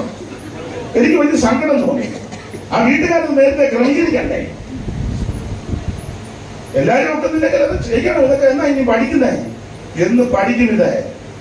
നിങ്ങളിപ്പോ ചിന്തിക്കുക, ഇങ്ങനെ ഈ കൺവെൻഷൻ ഇതെല്ലാം വിളിച്ച് എനിക്കിപ്പോ എല്ലാ വീട്ടിലും വന്നത് പറയാൻ പറ്റുമോ? എല്ലാത്തിനും കൂടെ പരുവത്തിൽ ഇന്നാ കിട്ടിയത്. അപ്പൊ ഇതൂടെ പറയണ്ടേ? മാനിക്കണം, ബഹുമാനിക്കണം. പഠിക്കേണ്ടതൊക്കെ ചുമ്മാ മറുഭാഷ പറഞ്ഞിട്ട് അറകളെ നിൽക്കുമ്പോൾ തുള്ളിയാച്ച് പോയാൽ പോരാ. ഇതൊക്കെ പഠിക്കേണ്ട കാര്യങ്ങളാണ്. ഞാനിപ്പോഴും ഓർക്കുന്നത് നമ്മുടെ ഇന്ത്യ പെന്തക്കോസ്ത് ദൈവസഭയുടെ കോട്ടയത്തെ നോർത്ത് സെന്ററിന്റെ നേരത്തെ സെന്റർ പാസ് താഴത്തങ്ങാടി കുഞ്ചായ KC ചെറിയാച്ചായന്. അച്ചായൻ നല്ല കർക്കശക്കാരനാണ്. അപ്പൊ എന്റെ വലിയ കാര്യമാണ്. എപ്പോ യോഗത്തിന് ചെന്നാലും അടുത്തിരുന്ന് ചോദിക്കും, ഏത് പാട്ടാ പാടുന്നത്? വലിയ കാര്യമാണ്. അപ്പൊ ഒരിക്കൽ കുഞ്ചായൻ എന്നോട് പറഞ്ഞൊരു കാര്യമാണ്. അദ്ദേഹത്തിന്റെ ഭവനം ഇല്ലിക്കല, കോട്ടയം താഴത്തങ്ങാടി ഇല്ലിക്കല. ഒരു പഴയ അദ്ദേഹത്തിന്റെ അപ്പച്ചൻ കറിയാച്ചൻ, ഇല്ലിക്കൽ കറിയാച്ചൻ. അപ്പൊ കറിയാച്ചായൻ ആ പ്രഗത്ഭനായിരുന്നു. അച്ചായന്റെ ഹർജലിയായും കൈയടിയും പാട്ടുമൊക്കെ പഴമക്കാർ പറഞ്ഞു കേട്ടുണ്ട്. ഭയങ്കര കേമമാണ്. അദ്ദേഹത്തിന്റെ മകനാണ് KC ചെറിയാച്ചൻ. പറഞ്ഞു നല്ല കർത്തദാസനാണ്. അപ്പൊ അദ്ദേഹം ഒരിക്കൽ എന്നോട് പറഞ്ഞു, അദ്ദേഹത്തിന്റെ വീട്, തറവാട്ട് വീട് അന്ന് TPM-കാർക്ക് വാടകയ്ക്ക് കൊടുത്തു. ഇപ്പോഴല്ല, വർഷങ്ങൾക്ക് മുമ്പാ. അവർക്ക് അന്നൊക്കെ TPM-കാർക്ക് വാടകയ്ക്ക, സ്വന്തമായിട്ടൊന്നും വേണ്ടെന്നായിരുന്നു അന്നത്തെ ചിന്തയും വിശ്വാസവും ഒക്കെ. ഇപ്പം കൂടുതലും അവർക്ക് അത് വേറൊരു വിഷയം. അതവിടെ നിൽക്കട്ടെ, നമ്മളെന്തിനാ അലോക്യം ഉണ്ടാക്കുന്നത്? അപ്പം ഇനി അവരുടെ യോഗത്തിൽ എഴുന്നേറ്റ് പോകാനും നിങ്ങൾക്ക് ഒരു സന്തോഷം വരാനും വേണ്ട ഉള്ളത് അതുപോലെ പോട്ടെ. അപ്പൊ അന്ന് വാടക കിടന്നില്ല. അപ്പൊ ഈ വാടകയ്ക്ക് കൊടുത്തേച്ച് ഒരു 4-5 മാസം കഴിഞ്ഞ ചെറിയാഴ്ചായ ഒരിക്കൽ അതിനെ ചെന്നു. പുള്ളി നോക്കിയപ്പം ആ മതിലിന്റെ സൈഡും എല്ലാം വൃത്തിയാക്കുന്നു, ഒത്തിരി പേരൊന്ന് വൃത്തിയാക്കുന്നു, മതിൽ വെള്ളം പൂശുന്നു, ആ വീടിന്റെ അവിടെ എല്ലാം വൃത്തിയാക്കുന്നു, ആ മിറ്റവും പരിസരവും എല്ലാം അപ്പുറത്തോടപ്പുറം പുള്ളി അത്ഭുതപ്പെട്ടു പോയി. പുള്ളി പിന്നെ നോക്കി പുള്ളിയുടെ വീട് തന്നെയാണോ, പുള്ളിയുടെ വീട് തന്നെ എല്ലാം മട്ട് മാറി. അവൻ വെള്ളം പൂശുന്നു, മതിലിന്റെ സൈഡ് അവിടെ പുല്ലെല്ലാം എല്ലാം വൃത്തിയാക്കണം. അപ്പൊ പുള്ളി ചെന്നുടനെ അവര് സ്വീകരിച്ചു. അയ്യോ പാസ്റ്ററെ വരാൻ പറഞ്ഞ് ഇരുത്തിയപ്പം ചുമതലപ്പെട്ടവർ വന്നപ്പം അദ്ദേഹം ചോദിച്ചു, എല്ലാം വൃത്തിയാക്കുക, പൈസ ഒന്നും വേണ്ട, ഇവര് കൊടുക്കണ്ട, പുള്ളി വൃത്തിയാക്കണ്ട, അവര് തന്നെ ചെയ്യുക, കയ്യിൽ നിന്ന് കാശിട്ട്. അവരുടെ രീതികളൊക്കെ അങ്ങനെ. നമ്മളാണ് അവിടെ പോയി ഒരു 1000 വട്ടം ചോദിക്കാം, ഇച്ചിരി വെള്ളം അടിക്കാൻ വേണ്ടി, ഇച്ചിരി വെള്ളം, അവരത് ചെയ്യാം. അപ്പൊ പുള്ളി ചോദിച്ചു, എന്താണ് എന്ന് പറഞ്ഞു. ഈ ആഴ്ച ഇവിടെ സെൻട്രൽ പാസ്റ്റ് വരുന്നുണ്ടെന്ന്. ആ ആഴ്ച അവിടെ സഭായോഗത്തിന് സെൻട്രൽ പാസ്റ്റ് ചെല്ലും. സെൻട്രൽ പാസ്റ്റ് ചെല്ലുന്നതിന് കാണിക്കുന്ന രീതികളാണ്. അപ്പം ചെറിയാച്ചൻ അല്പം പൊടിരസമൊക്കെ പറയുന്ന ആളാണ് പുള്ളി. അത് കഴിഞ്ഞ് പ്രാർത്ഥിച്ച് കാപ്പി കുടിച്ചു, പ്രാർത്ഥിച്ച് ആട്ടെ. അപ്പൊ ഇറങ്ങാൻ നേരത്തെ ചുമതല പുള്ളി രസകരമായിട്ട് പറഞ്ഞു. പുള്ളി പറഞ്ഞു, പിന്നെ ആരാ സെൻട്രൽ പാസ്റ്റർ? അപ്പം പറഞ്ഞു, ഇന്നയാണ്. പുള്ളിയോടൊന്ന് പറയണം, വർഷത്തിൽ 2 പ്രാവശ്യം ഇവിടെ വരണമെന്ന്. നിങ്ങൾ പുള്ളിയോടൊന്ന് പറഞ്ഞേക്കണം, 2 വർഷത്തിൽ. മനസ്സിലായല്ലോ? അതൊക്കെ അവരതിന്റെ പരുവത്തിനാണ് ചെയ്യുന്നത്. അപ്പൊ എന്തായാലും നമ്മുടെ വിഷയത്തിലേക്ക് വരാം. നമുക്ക് ലഭിക്കുന്ന അവസരം ഒന്നും നഷ്ടപ്പെടുത്തി കളയരുത്. എപ്പോഴും അവസരം ലഭിച്ചെന്ന് വരികയല്ല, ലഭിക്കുന്ന അവസരം തക്കത്തിൽ ഉപയോഗിക്കണം. നമ്മുടെ വിഷയത്തിലേക്ക് വരാം. അല്ലെങ്കിൽ ഒക്കത്തില്ലല്ലോ, സമയം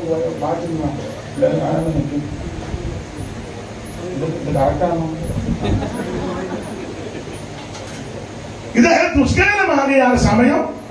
ഒന്നുകൂടെ വായിച്ചോ സഹോദരി. ഇത് ദുഷ്കാലമാകിയാൽ സമയം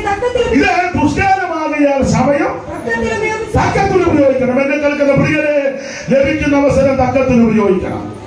അത് വിശുദ്ധ തിരുവഴുത്തിൽ നിന്ന് തക്കത്തിന് സമയം ഉപയോഗിച്ച 1-2 കാര്യങ്ങൾ സമയത്തിന്റെ പരിധിയിൽ നിന്ന് നമുക്ക് ചിന്തിക്കാം. സമയം തക്കത്തിൽ ഉപയോഗിക്കണം.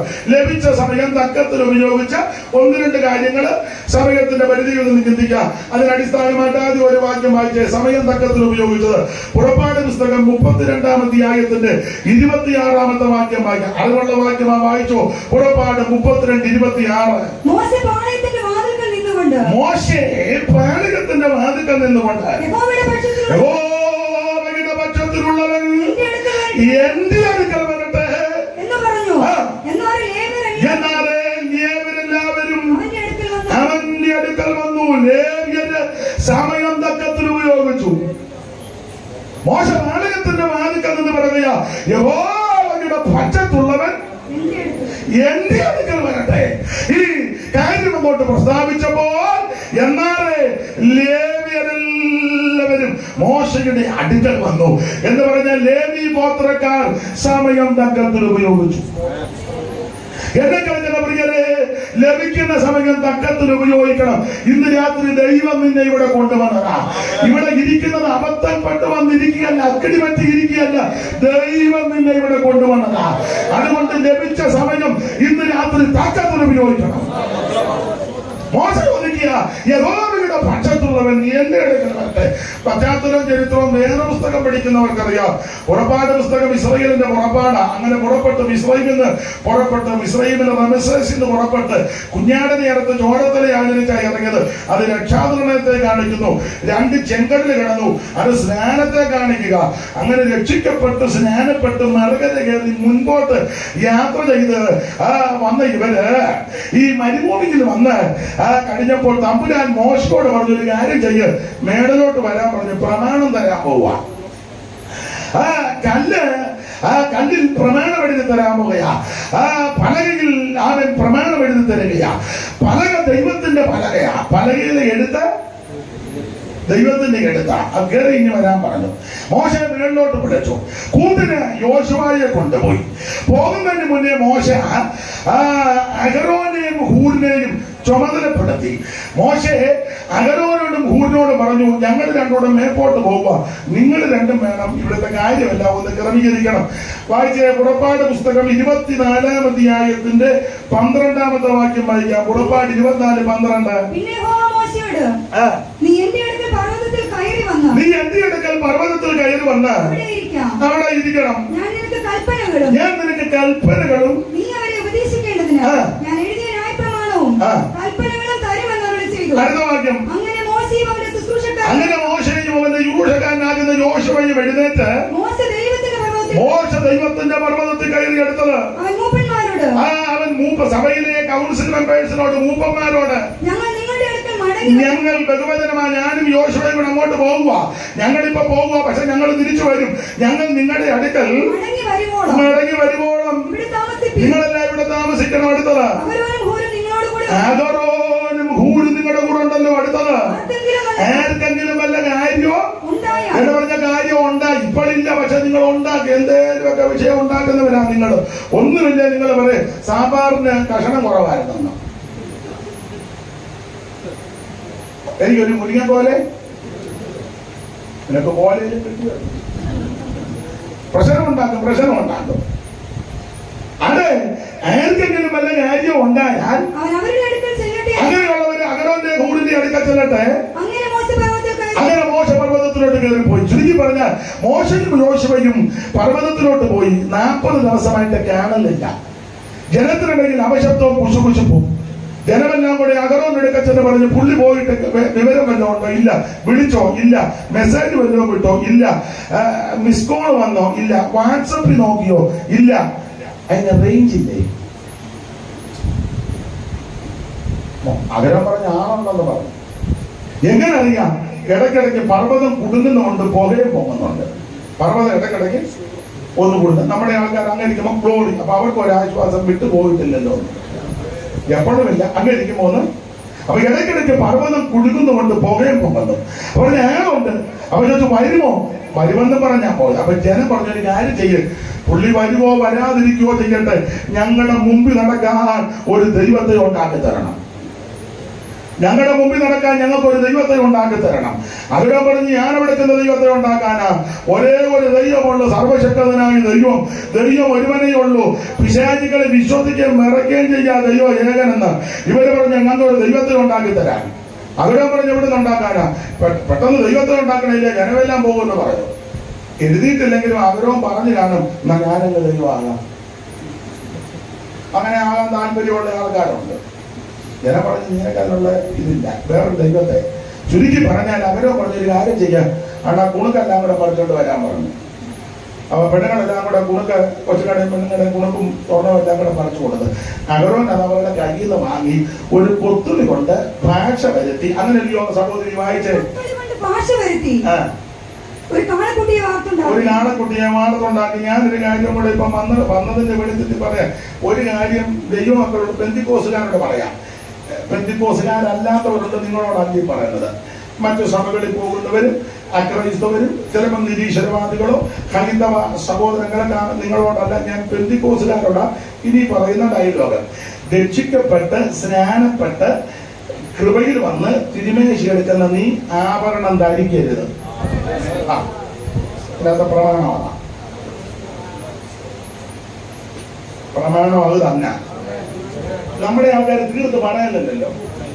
ഇടേണ്ടവർക്ക് ഇടാം, ഇടാത്തവർക്ക് ഇടണ്ട. As you like. ഇംഗ്ലീഷ് തെറ്റിയോ പറ. ഇംഗ്ലീഷിൽ കേട്ടോ നമ്മുടെ യോഗം തിരിയില്ലേ?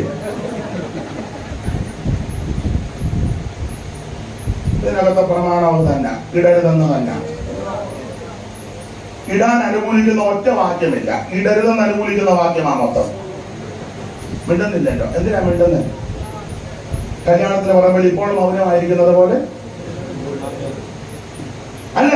2 കാര്യമാണ് തെളിയിച്ചേക്കാം. ഇടാനൊക്കത്തില്ലെന്നുള്ളത് 2 കാര്യം. ഗുണമാകാനാണ് 2 എണ്ണം മതിയല്ലോ, ഇല്ലേ? പിന്നെ വേണമെന്ന് പറഞ്ഞാൽ നീ ഗുണം പിടിക്കാനല്ല,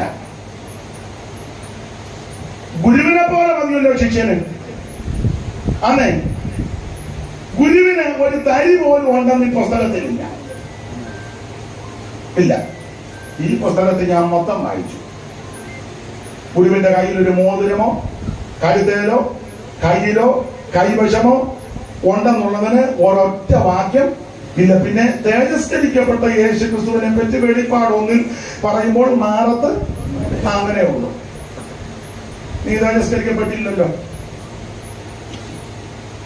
മിണ്ടുന്നില്ല, മിണ്ടുന്ന ഗുരുവിനെ പോലെ.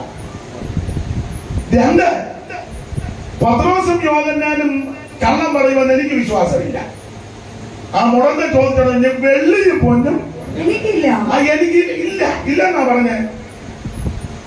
നോക്കട്ടടാ ഇച്ചിരി ഉണ്ടോന്ന്, അങ്ങനൊന്നും അല്ല. ഞാൻ അവളോട് ചോദിക്കട്ടെ, അവിടെ വല്ലോ പത്രോസിന്റെ അമ്മായിയമ്മയെന്ന് എഴുതിയിരിക്കുന്നുണ്ട് ഭാര്യ ഉണ്ടെന്നുള്ളതാണ്. അത് അവൾക്ക് പനിയായിരുന്നു. നിങ്ങളിതൊന്നും വായിച്ചിട്ടില്ല.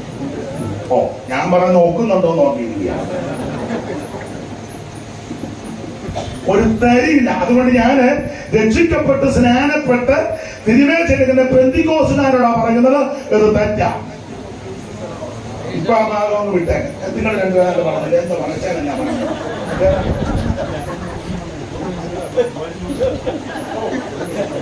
ഞാൻ കണ്ണിച്ചോന്നുമല്ലല്ലോ.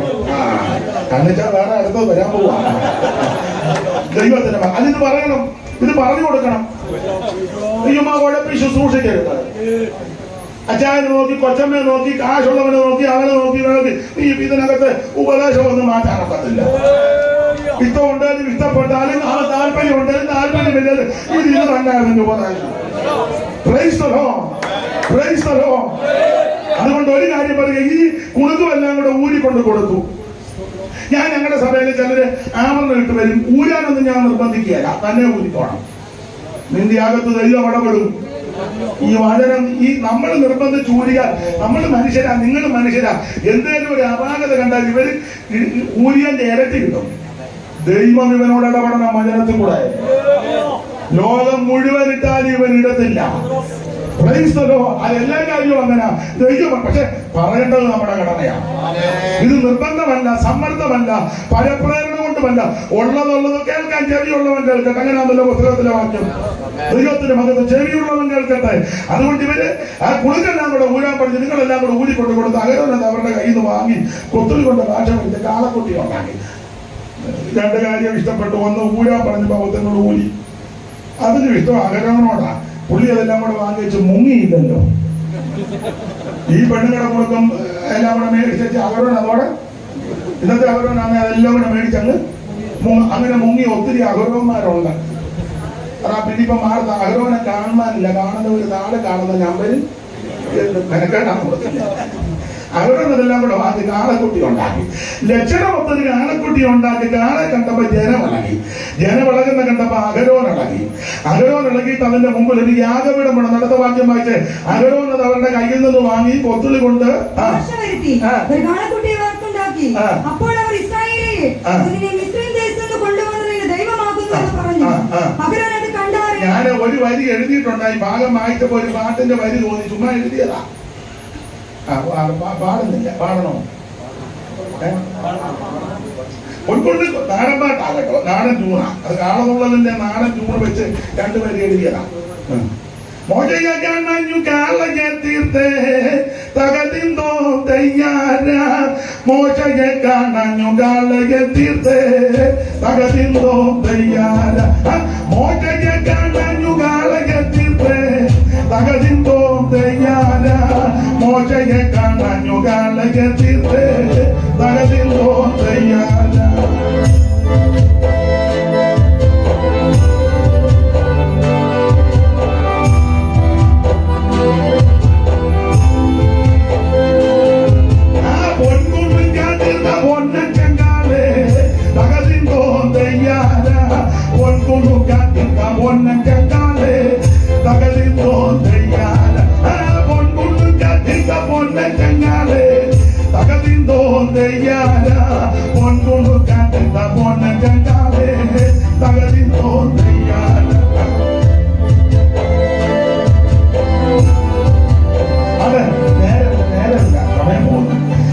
അത് ഒരു 10-40 വരിയുണ്ട്. ഇപ്പൊ എന്തിനാ നിങ്ങൾ പറയാൻ അയാളുടെ പഴയതൊന്നും വിട്ടിട്ടില്ല. ചിന്തിച്ച് ആ നോട്ടം കാണും എനിക്ക് ഇവിടെ കുറെ നാളായി ഇതിനകത്ത് വന്നിട്ട്. ദൈവത്തിന്റെ മഹത്വം. അപ്പൊ ചുരുക്കി പറഞ്ഞാൽ ഇവര് കാളെ കണ്ട് ജനവിളകി. കാളെ കണ്ട് ജനവിളകിയപ്പോൾ അഹരോനിളകി. ഒരു കാര്യം ഉപദേശിമാരോട് പറയാം, ഞാൻ എന്നെ കൂടെ പ്രതിയാക്കിയ, ജനമിളകുന്ന കണ്ടുകൊണ്ട് നമ്മൾ ഇളകണം, പക്ഷെ പ്രമാണത്തിൽ നിന്ന് ഇളകാവും. പ്രമാണത്തിൽ നിന്ന് പ്രമാണപ്പെട്ടുള്ള ഇളക്കമൊന്നും ദൈവിക ഇളക്കമല്ല. അല്ല, ജനമിളകുന്നത് കാളെ കണ്ട് ഇളകിയതാ. കാളെ കണ്ട് ജനം അകടോനത് കണ്ടാറേ, അത് കണ്ടാറ് ജനമെല്ലാം കൂടെ ഇളകുന്ന അകടവും കണ്ടു. അങ്ങനെ പുള്ളിയുടെ കാലിളകി. പുള്ളി ഉടനെ അതിന് മുമ്പാകെ വരും. ആ ഉൽപ്പത്തി പുസ്തകം പിടിച്ച് അവൻ അബ്രഹാം യഹോവയ്ക്കൊരു യാഗപീഠം പണിതു. നോഹ യഹോവയ്ക്കൊരു യാഗപീഠം പണിതു. ഇവിടെ അകരോൻ ആർക്കാ പണിത്? കാളക്കൊരെണ്ണം പണിതു. കാളയുടെ മുന്നിലൊരു യാഗപീഠം. ചുരുക്കി പറഞ്ഞാൽ ജനമെല്ലാം കൂടെ ഇളകി തുള്ളി ആകെ ബഹളമായി. അടുത്ത വാക്യമായത് മൈക്കൂടെ പറഞ്ഞത് യഹോവയ്ക്ക് ഉത്സവമാണ്. പക്ഷെ അകത്ത് യഹോവയല്ല, മൂരിക്കാളയാണ്. ബാനർ വലിച്ചു കെട്ടി യഹോവയ്ക്ക് ഉത്സവം. അത് കണ്ടുകൊണ്ട് അകത്ത് വന്നപ്പോ ഇവിടെ കാണാനുള്ളതാ. വായിച്ചോ. അടുത്തത് എഴുന്നേക്കാത്തവരെല്ലാം കൊച്ചു കൊടുക്കാൻ കാലത്ത് എഴുന്നേറ്റു. ഹോമയാഗങ്ങൾ കാണുക. ഹോമയാഗങ്ങൾ കഴിച്ചു, സമാധാനയാഗം അർപ്പിച്ചു. ജനം ഭക്ഷിപ്പാനും കുടിപ്പാനും ഇരുന്ന് തീറ്റയും കൂടി കളി. തമിഴിൽ കൊടുത്തിരിക്കുന്ന വിളയാടാൻ എഴുന്നേറ്റെന്ന എന്ന് പറഞ്ഞ പ്രമേണം വിട്ട് വഴി വിട്ട് വ്യവസ്ഥ തെറ്റി വർഷിപ്പ്, ഭയങ്കര വർഷിപ്പാ. വർഷിപ്പ് മൂത്തപ്പോ ഒരെണ്ണത്തിന് ഉടുതുണിയില്ല. 25-ാം വാക്യം വായിച്ചേ. അവരുടെ വിരോധികൾക്ക് മുമ്പായി അവർ രാസ്യമാകത്തൊക്കെ വേണം അകരോൻ അവരെ അടിച്ചുവിട്ടെന്ന. അടിച്ചുവിട്ടെന്നൊക്കെയാ മലയാളത്തിൽ. തുണിയില്ലെന്നാ ഇംഗ്ലീഷ്. ഇംഗ്ലീഷ് ബൈബിൾ ആരുടെ ഇല്ലല്ലോ, മലയാളം തന്നെ വായിക്കുന്നില്ല. പിന്നെ വീട്ടിൽ പോയി വായിക്കും. അതിലെഴുതിയേക്കുന്ന വസ്ത്രമില്ലെന്ന. ഈ ആരാധന ചാട്ടവും ബലവും കഴിഞ്ഞപ്പോ ഒരെണ്ണത്തിന് ഞാന് പാട്ട് പാടുന്ന പ്രാർത്ഥിക്കുന്ന സഹോദരിമാരോട് പറയാ, സഹോദരിമാര് സഭയ്ക്കകത്ത് വന്നാൽ തലേ തുണി ഇടണം. തുണി ഇട്ടേയോ മൂടുപടം ഇടണം. അതെങ്ങനെയാന്ന് ചോദിച്ചാൽ അതൊക്കെ കാണിക്കാനും കൂടാ ഇതിപ്പോ കൊണ്ട് നടക്കണം. ഇങ്ങനെ മുടി മറഞ്ഞു നിൽക്കണം.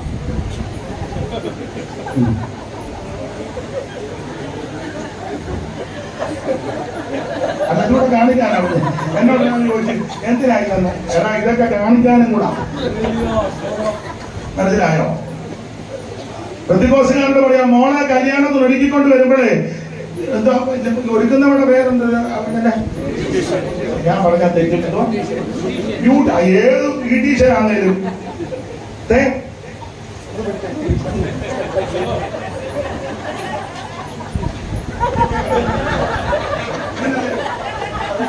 ഇങ്ങനല്ലേ കൊണ്ട് നടക്കുന്നേ അല്ലേ? കിളിക്കാൻ പറഞ്ഞതല്ല.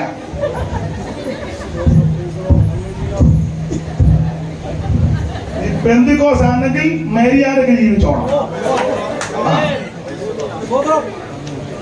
മോളെ ഒരുക്കുമ്പോഴേ തള്ള നോക്കണം. നിന്റെ മോള് തന്നെയല്ലേ? ബ്യൂട്ടീഷ്യനാണെങ്കിലും ഏത് കുന്തമാണെങ്കിലും പറയണം, ഞങ്ങൾ പെന്തിക്കോസാ, ഞങ്ങൾക്ക് ഇത് പാടില്ലെന്ന്. പുസ്തകത്തിലെ വാക്യം പ്രമാണമാണെന്ന്. തള്ള അതിനപ്പുറമായിട്ട് നടക്ക. തള്ളക്ക് ദേഹത്ത് പോലും ഇല്ല. പിന്നെ അവർക്കൊന്നും ഇവിടുന്ന് പോയി കിടപ്പുണ്ടല്ലോ.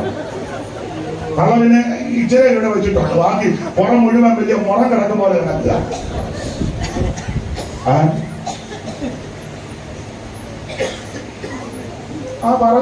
പറഞ്ഞ ഒപ്പുകൊണ്ട് നിങ്ങളാരും പറയണ്ട. എന്നെ അതിനായിട്ട് ഇങ്ങനെ വിട്ടിരിക്കുന്നതാ. നിങ്ങൾ പറഞ്ഞ അവസാനം തന്നെ തല്ലി മേടിച്ചു. വേറെ എന്നെ വിളിച്ചാൽ മതി. പരുവത്തിന് ഞാൻ പറഞ്ഞു. ദൈവമക്കൾക്ക് പ്രമാണമുണ്ടെന്ന് അത് പ്രമാണത്തിൽ തന്നെ നിൽക്കണം. ദൈവത്തിന് മഹത്വം. സ്റ്റേജ് നടത്തിപ്പുകാർ പറഞ്ഞു കൊടുക്കണം, നേരത്തെ പറഞ്ഞു കൊടുക്കണം. ചെയ്തു അല്ല, ആദ്യം നമ്മൾ മാതൃക കാണിക്കണം. അതെ, ഞാൻ ആ ഭാഗത്തേക്കൊന്നും ഇപ്പൊ പോകുന്നില്ല. ചുരുക്കി പറഞ്ഞാൽ കാണായിട്ട് തുള്ളിച്ചൊരണത്തിന് തുണിയില്ല, ഉടുതുണിയില്ല. നിങ്ങൾ 25-ാം വാക്യം ഇംഗ്ലീഷിലും വേറെ തമിഴിലും ഒക്കെ വായിച്ചാൽ അങ്ങനെ തന്നെ. ഈ തമിഴിൽ കൊടുത്തിരിക്കുന്നത് നിർവ്വാണമായി ഇരിക്കുന്നത് എന്നാണ്. ഇംഗ്ലീഷിൽ ഒരു പരിഭാഷയ്ക്കകത്ത് കൊടുത്തിരിക്കുന്നത് നേക്കിടുന്നതല്ല കൊടുത്തേക്കുന്നത്. വസ്ത്രമില്ല, വഴിവിട്ട് ക്രമം കെട്ട് കെട്ടടിഞ്ഞ് പ്രമേണം വിട്ട് അവൻ നെകളവും ചുരുക്കി പറഞ്ഞ വഷളത്താണ്. ഇങ്ങനെ ആകെ പ്രശ്നമായപ്പോൾ മോശ ഇറങ്ങി വന്നപ്പോൾ പാളയത്ത് വലിയ മകളെ മോശ ചോദിച്ചു എന്തുവാന്ന് ചോദിച്ചു. അവിടെ പ്രൈസ് ആൻഡ് വർഷിപ്പ് നടന്നുകൊണ്ടിരിക്കുകയാണ്. മോശ വന്നപ്പോ എല്ലാം ക്രമം കെട്ട് വഴിവിട്ട് നടക്കുക. മോശ ചോദിച്ചു, ഇതെല്ലാം കണ്ടേച്ച് മനോവേദനയോട് ചോദിച്ചു, യഹോവയുടെ പക്ഷത്തുള്ളവൻ എന്റെ അടുക്കൽ വരട്ടെ എന്ന് പറഞ്ഞാൽ മോശ നോക്കിയപ്പോൾ ദൈവത്തിന്റെ പക്ഷത്ത് നിൽക്കാൻ ഒരുത്തനെ കാണുന്നില്ല, മുഴുവനും കാളയുടെ പുറകെ പോയേക്കുക. അതുകൊണ്ട് മോശ ചോദിക്കുക, യഹോവയുടെ പക്ഷത്തുള്ളവൻ എന്റെ അടുക്കൽ വരട്ടെ. ഇത് പറഞ്ഞു തീർന്നുടനെ സമയം തക്കത്തിൽ ലേവ്യർ ഉപയോഗിച്ചു. ലേവ്യർ ഉടനെ പറഞ്ഞു, നാമെ നല്ല അവസരം സമയം ദൈവം തരിക, ചാടി കയറാൻ പറഞ്ഞു, നല്ല അവസരം തരിക, ചാടിക്കാറ്. ലേവി പെട്ടെന്ന് കണ്ടു കാണിച്ച് കയറാൻ പറഞ്ഞു ഇതിനകത്തോട്ട്. എങ്ങനെ? കാരണം ലേവിയെ പണ്ട് അപ്പം വിരാഗിയാണ്. നിങ്ങൾക്കറിയാം, ഉൽപ്പത്തി പുസ്തകം 49-ാം അധ്യായത്തിന്റെ 5 മുതലുള്ള തിരുവെടുത്തത് ആടോട്ട് പഠിക്കുമ്പോൾ ലേവിയെ പണ്ട് അപ്പൻ വിരാഗി വായിച്ചേ 49-5. ശിമയോനും ലേവിയും സഹോദരന്മാർ അവരുടെ വാളുകൾ സാഹസത്തിന്റെ ആയുധങ്ങൾ. ഒന്നുകൂടെ വായിച്ച ആ വാക്യം. അത് വായിച്ചു, അങ്ങനെ വായിക്കാം. ഞാൻ ശ്രദ്ധിച്ചു, വീട് ഇരിക്കുന്നോണ്ട് ഞാൻ ശ്രദ്ധിക്കാറുണ്ടാന്നോ എന്റെ ജിൻസി അതോ ജിൻസി ഒന്നുകൂടെ വായിച്ച 49. സഹോദരന്മാർ അവരുടെ വാളുകൾ സാഹസത്തിന്റെ ആയുധങ്ങൾ. അവരുടെ മന്ത്രണത്തിൽ കൂടരുത്. അമ്മാമ്മയുടെ ഞാൻ മൈക്ക് തരും, പുറകോട്ട് കൂടെ കൂടെ നോക്കിയാൽ. അത് തെറ്റിക്കാതെ ചടികടാന്ന് വായിക്കുന്നുണ്ടല്ലോ. വായിച്ചോ. എൻ മനമേ അവരുടെ മന്ത്രണത്തിൽ കൂടാതെ. അപ്പൊ ചുരുക്കി പറഞ്ഞാൽ ഉൽപ്പത്തി പുസ്തകം 49-5 ഗോത്രപിതാവാകുന്ന യാക്കോബ് ലേവിയെ പ്രാഗി, എന്റെ ഭാഷയിലെന്ന് പറയുക, പ്രാഗി ശപിച്ചു, പ്രാഗി കിടക്കുക. ശിമയോനും ലേവിയും സഹോദരന്മാർ അവരുടെ വാളുകൾ സാഹസത്തിന്റെ ആയുധങ്ങൾ. എന്നുള്ളവേ അവരുടെ മന്ത്രണത്തിൽ കൂടരുത്, എൻ മനമേ അവരുടെ യോഗത്തിന് ചേരരുത്. അവൻ ശിമയോനും ലേവിയും പ്രാഗി. കാരണം പ്രാഗാൻ കാര്യം ഉൽപ്പത്തി പുസ്തകം 34-ാം അധ്യായത്തിൽ ഇവരെ പെങ്ങളുടെ വിഷയത്തിൽ ശേഖരം പൗരന്മാരെ വെട്ടിക്കൊന്നു. ഈ വിഷയത്തിൽ യാക്കോബിനെ അവർ ദേശത്ത് നാറ്റിച്ചു വിഷമത്തിലാക്കിയ 34:30 അല്ലയോ വായിച്ചത്? അപ്പോൾ യാക്കോബ് ശിമയോനോടും ലേവിയോടും ഈ ദേശനിവാസികളായ കനാൻ, എനിക്ക് മൈക്ക് ഇച്ചിലൂടെ സുഖമാക്കി തരണേ.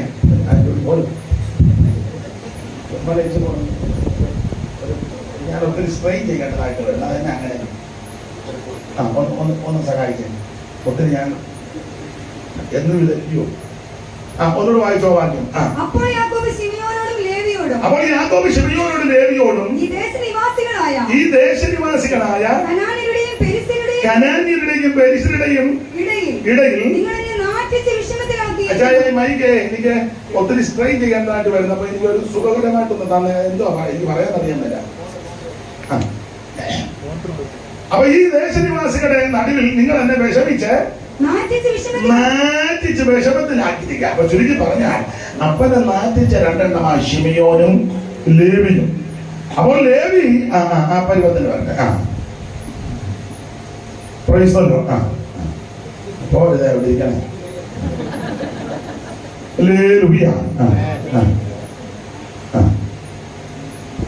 ദൈവത്തിന്റെ മകത്ത്. മതി.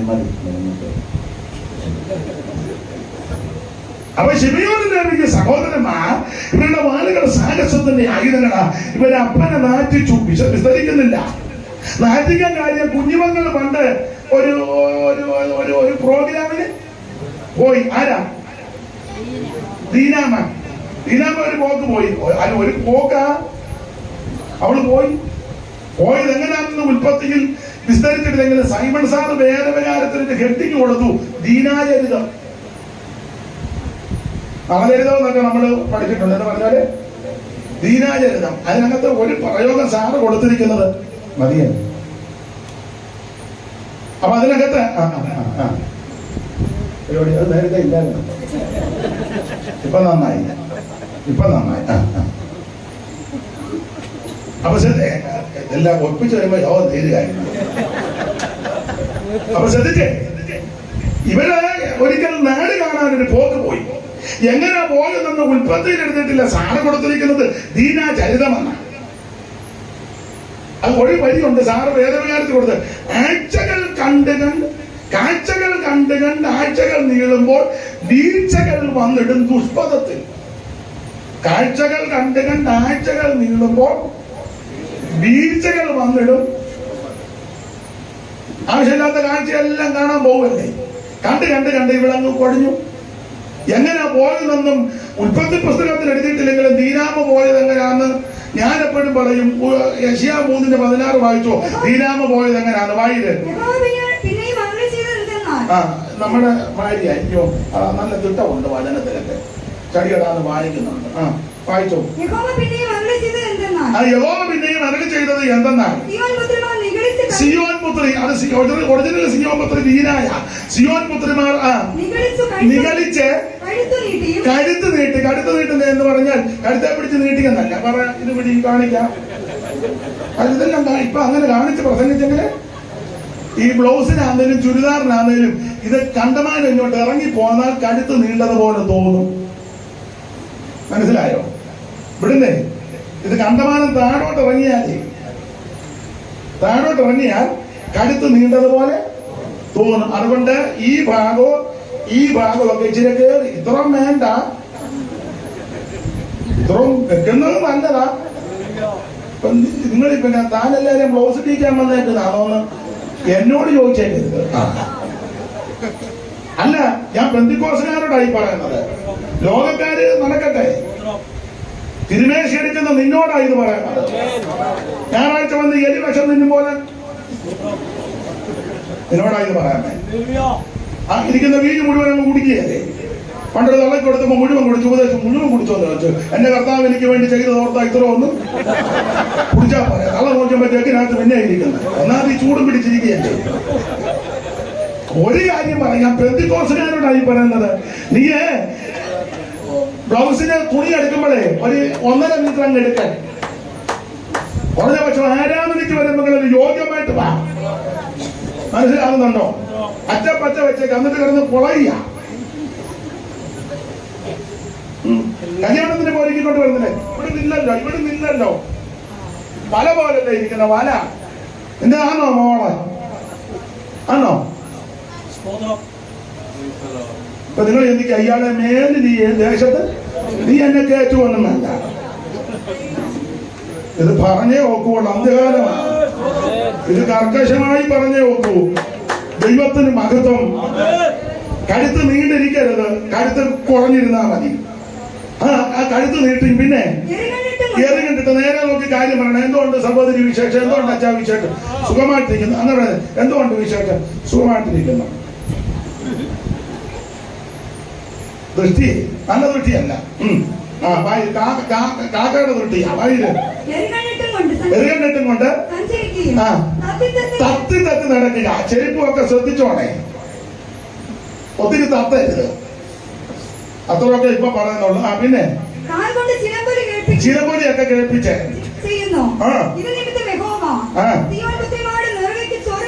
അവരുടെ ഗുഹ്യപ്രദേശങ്ങളെ നഗ്നമാക്കും. അടുത്ത വാക്യം വായിച്ചു. കർത്താവ് വന്ന് കാൽച്ചിലമ്പുകളുടെ അലങ്കാരം. പെന്തിക്കോസുകാര് പിള്ളേരെ ഡാൻസിനൊന്നും വിടരുത്. പെന്തിക്കോസുകാര് മനസ്സിലായി. കൊച്ചു പെൺപിള്ളേരെ കലോത്സവമൊക്കെ വരും. ഡാൻസിനും തിരുവാതിരയ്ക്കും കുച്ചിപ്പുടിക്കും ഒന്നും വിടരുതെന്ന. ഒപ്പനയ്ക്കും ഒന്നും വിടരുത്. മനസ്സിലാകുന്നില്ല. ഒരു വീട്ടിൽ ചെന്നപ്പോ ഒരു തള്ള പറഞ്ഞു, മോളെ അപ്പച്ചനെ ഒന്ന് കളിച്ച് കാണിച്ചത് എന്നെ. ഞാൻ പറഞ്ഞു വേണ്ട, അത് കളി കാണുന്ന അപ്പച്ചൻ വരും, അന്നേരം കാണിച്ചാൽ മതി. വേണ്ട. അടുത്ത വായിക്കും. നെറ്റിപ്പട്ടം വായിര്. കാതില ഘടകം. പട്ടുകച്ച പരിമളപ്പെട്ടി തകട് കൂട്ട് മോതിരം മോതിരം മുക്കൂത്തി ഉത്സവസ്ത്രം മേലാണ് ശാൽവ ദർപ്പണം ക്ഷോഭവടം കണ്ണവടം മൂടവടം കല്ലാവ് എന്ന് വേണ്ട ഈ സകല കെടുമതികളും ഇതൊന്നും ദൈവമക്കൾക്ക് ഭൂഷണമല്ല. നമ്മുടെ യോഗം തീരെയല്ലേ? പെന്തിക്കോസുകാർ പിരിയോ ഒന്നും മടിക്കുകയും പിരിയോ ഒന്നും എഴുതുകയും ചെയ്യരുത്. കണ്ണു വന്നു എഴുതി ഇങ്ങനെ വാലിട്ട് വെച്ച് ഇങ്ങനെ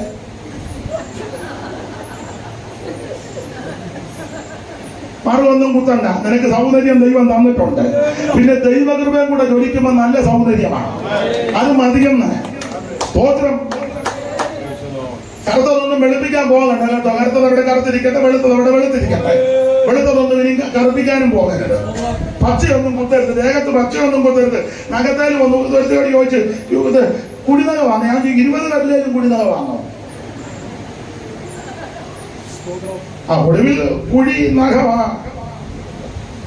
ചികിമിനുക്കിയ ഓമന മുടികൾ വെള്ളയായി തീർന്നിടുമേ. നിന്നുടെ മുഖം കൂടി അഴകല്ല പോയി നീ തപ്പി നടന്നിടുമേ. യൗവനക്കാര നിന്നുടെ യൗവനം നാശത്തിലായിടല്ലേ. നിന്നുടെ യൗവനം നാശത്തിലാകാതെ രക്ഷകനെ ഏൽപ്പിക്കാം. അപ്പൊ ശ്രദ്ധിക്കുക, ആവശ്യമില്ലാത്ത ഒന്നും ദൈവമക്കൾക്ക് പാടില്ല. ലോകക്കാര് പലതും കാണിക്കും. നമ്മൾ ലോകക്കാരല്ലത് മനസ്സിലാക്കണം. ഇങ്ങനെ ഞാൻ വിസ്തരിക്കുന്നില്ല. ദീനാമ ഇങ്ങനെ തത്തി പോയത്. ഇവിടെ തത്തി എന്നപ്പോൾ അവൻ ഒത്തി എടുത്തിരുന്നു. ഇവിടെ തത്തിയപ്പോൾ അവൻ ഒത്തി അവിടെ എടുത്തോണ്ട് അവൻ വീട്ടിൽ ചെന്ന് കുത്തി അവിടെ കൊണ്ട് വിട്ടിട്ട് സ്തോത്രം രണ്ടുപേരുടെ ജീവിതം ആരംഭിച്ചു. അപ്പം വീട്ടുകാരൊരു കാര്യം ചെയ്ത് ഇവിടെ വന്ന് അപ്പനോട് വന്ന് പറഞ്ഞു, പെണ്ണ് ഞങ്ങളുടെ മരിക്കാത്തുണ്ടെന്ന്. ഞങ്ങളുടെ പെണ്ണങ്ങനെ നിങ്ങളുടെ ലോകം അതാ. വളരെ സൂക്ഷിക്കണം. വിശേഷിച്ച് അമ്മമാര് വളരെ ശ്രദ്ധിച്ചോണം പെൺപിള്ളാരെ. ഞാൻ കർക്കശമായി പറയാറുണ്ട്, അമ്മയില്ലാതെ ഒരു അന്തി ഉറങ്ങാൻ വേറൊരു വീട്ടിൽ മോളെ വിടരുത്. വല്ലാത്ത ലോകമാന്ന്. ഇനി പെന്തിക്കോസുകാരുടെ പറയാം, മോളെന്ത് ചെയ്യാൻ അവിടെ ക്യാമ്പിന് പോയി. എത്ര ദിവസമാണ്? 3 ദിവസം. വിടരുത്. അല്ലെ നീ കൂടെ പോണം. മോക്ക് എത്ര വയസ്സുണ്ട്? 18. അവിടെ കൂട്ടുകാരി കെസിയായി ഉണ്ട്. പിന്നെ എന്നെ ഇങ്ങനെ നോക്കുന്നത്. എടാ, സ്വന്തം അപ്പനെ വിശ്വസിക്കാൻ പറ്റാത്ത കാലമാണ്. മനസ്സിലായോ? പിന്നാണോ ഗ്രാമിന് വരുന്നവൻ? സ്വന്തം സഹോദരനെ വിശ്വസിക്കാൻ പറ്റാത്ത. അയ്യോ, അല്പകാലമൊന്നും പിശാച് ആരെ വിഴുങ്ങേണ്ടെന്ന് അറിയാൻ അവരിങ്ങനെ പരതുക. അതിന് പലകാലമൊന്നുമില്ല. നമ്മൾ സൂക്ഷിക്കേണ്ട കാര്യം നമ്മൾ സൂക്ഷിച്ചോണം. പേരും സ്ഥലമൊന്നും പറഞ്ഞില്ല. അങ്ങനെ ഗ്രാമിന് വിട്ടൊരു മോളുണ്ട്. ഞാൻ അന്നും പറയുമായിരുന്നു തള്ളയോട്, അമ്മാമ ഇങ്ങനെ വിടരുത്. എപ്പോ ചോദിച്ചാൽ അവള് ICPന്റെ ക്യാമ്പ് 3 ദിവസം, PIPയുടെ ക്യാമ്പ് 3 ദിവസം, ഇവിടെ അങ്ങ് പോവുക. അമ്മയോ അപ്പനോ കൂടെ ഉണ്ടെങ്കിൽ കുഴപ്പമില്ല. അങ്ങ് വിടുക. കായാപൂരി ഉമ്മ അമ്പലക്കാളം നടക്കും പോലെ നടക്കുക. സംഭവിച്ചത് കേൾക്കണോ? സ്ഥലമൊന്നും പറയുന്നില്ല. പെണ്ണിനെ കെട്ടിച്ച് വിട്ട് അവിടെ നിൽക്കുന്നില്ല. ഇതിങ്ങനെ കയറുകൂടി വിട്ടതല്ലേ? അവിടെ തന്നെ പോലെ കുടുംബമാ. അപ്പനുണ്ട്, അമ്മയുണ്ട്, കുടുംബമുണ്ട്, പ്രാരാബ്ദമുണ്ട്. ഉത്തരവാദിത്തമായിട്ട് ചെയ്യണം. ഇങ്ങനെ ഹാളാളിക്കാൻ ഒക്കുകയല്ല. മനസ്സിലാകുന്നുണ്ടോ? അവിടെ നിന്നില്ല. ഇപ്പൊ താണ്ടെ പൊതുവിൽ പറയുന്നത് മോശമായെങ്കിലും പറയാതിരിക്കാനൊക്കത്തില്ല. അവനെ ഉപേക്ഷിച്ചു വേറെ ഒരുത്തരുമായിട്ടാണ് ജീവിക്കുന്നത്. സങ്കടമുണ്ട്, വളരെ മനോവേദനയുണ്ട്. മനസ്സിലായോ? പാടില്ല. നമ്മൾ ശ്രദ്ധിക്കണം. ബാക്കിയൊക്കെ ദൈവം നോക്കിക്കോളും. നിന്റെ അപാകതം കൊണ്ടും അശ്രദ്ധ കൊണ്ടും ഒരു വിഷയമുണ്ടായിന്ന് പിന്നിരുന്ന് ഖേദിക്കരുത്. അതിനായി ഇത് പറഞ്ഞത്. ദീനായുടെ വിഷയത്തിൽ ഇവര് നാറ്റിച്ച വിഷയത്തിൽ യാക്കോബ് ശപിച്ചു. മാമയെ പുറകോട്ട് നോക്കണ്ട, ഇങ്ങോട്ട് നോക്കാം. മാമ എന്നെ നോക്ക, ഞാനെല്ലോ പറയുന്നത്. അച്ചായൻ പോകത്തൊന്നുമില്ല. ഒരു നോക്കി അമ്മാമനോട് അച്ചായൻ ആ ഉത്സാഹത്തോട്ട് ഇരിക്കുക. ആരും പോവുകയാണ്. ഇനി അഥവാ പോയാൽ എന്റെ വണ്ടിയെ ഞാൻ വീട്ടിൽ കൊണ്ടുവിടാം. എവിടാ വീട്? ഞാൻ എന്റെ വണ്ടിയെ കൊണ്ടുവിടാന്ന് അവര് ചെയ്യും. അപ്പൊ ശ്രദ്ധിച്ചേ, ഈ വിഷയത്തിൽ യാക്കോബ് ലേവിയെ ശപിച്ചു.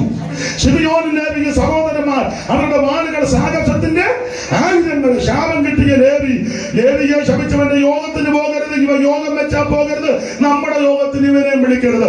അന്ന് മുതൽ എന്റെ ഭാഷ പറയുകയാ, ലേവി യോഗം വെച്ചാൽ ആരും പോകത്തില്ല, ലേവിയുടെ യോഗത്തിന് ആരും പോകത്തില്ല, ഇവരുടെ യോഗത്തിന് ലേവിയം വിളിക്കത്തില്ല.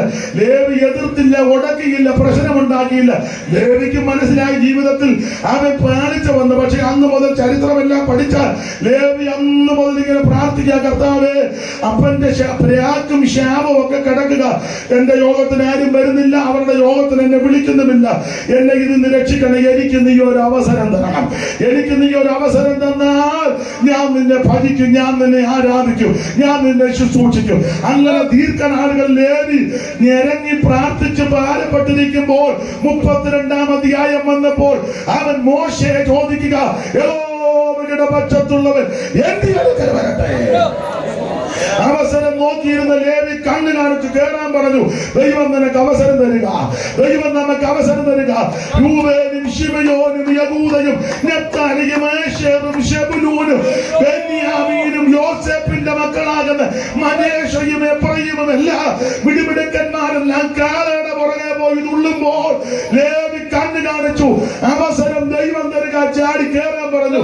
ലേവി ചേടി വന്നുടനെ മോശെ പറഞ്ഞു, ഒരു കാര്യം ചെയ്യ, വാളെടുത്ത് വെട്ട്. അവൻ കാളയുടെ പുറകെ നിൽക്കുന്നവനെല്ലാം വെട്ട. ലേവി എന്റെ ഭാഷ പറഞ്ഞ ഒരറ്റം മുതൽ അങ്ങോട്ട് അറിയാൻ തുടങ്ങി. സമയം തക്കത്തിൽ ഉപയോഗിച്ചു. അവൻ അങ്ങനെ 3000 പേരെന്ന് പെട്ടു. ഈ വിഷയത്തെ പറ്റി പഴയ നിയമത്തിന്റെ മധ്യസ്ഥനാകുന്ന മോശെ മരിക്കുന്നതിന് മുമ്പ് ആവർത്തന പുസ്തകം 33-ാം അധ്യായത്തിൽ ഗോത്ര സമുച്ചയങ്ങളെ ഭാവികാലം സംബന്ധിച്ച് പറഞ്ഞപ്പോൾ ഈ വിഷയത്തെ പറ്റി മോശെ പറഞ്ഞത് ആവർത്തനം 33-ന്റെ 8 മുതലുള്ള വാക്യം വായിച്ചേ കർത്തദാസി. ആവർത്തനം 33-ന്റെ 8 മുതൽ അവൻ ലേവിയെ കുറിച്ച്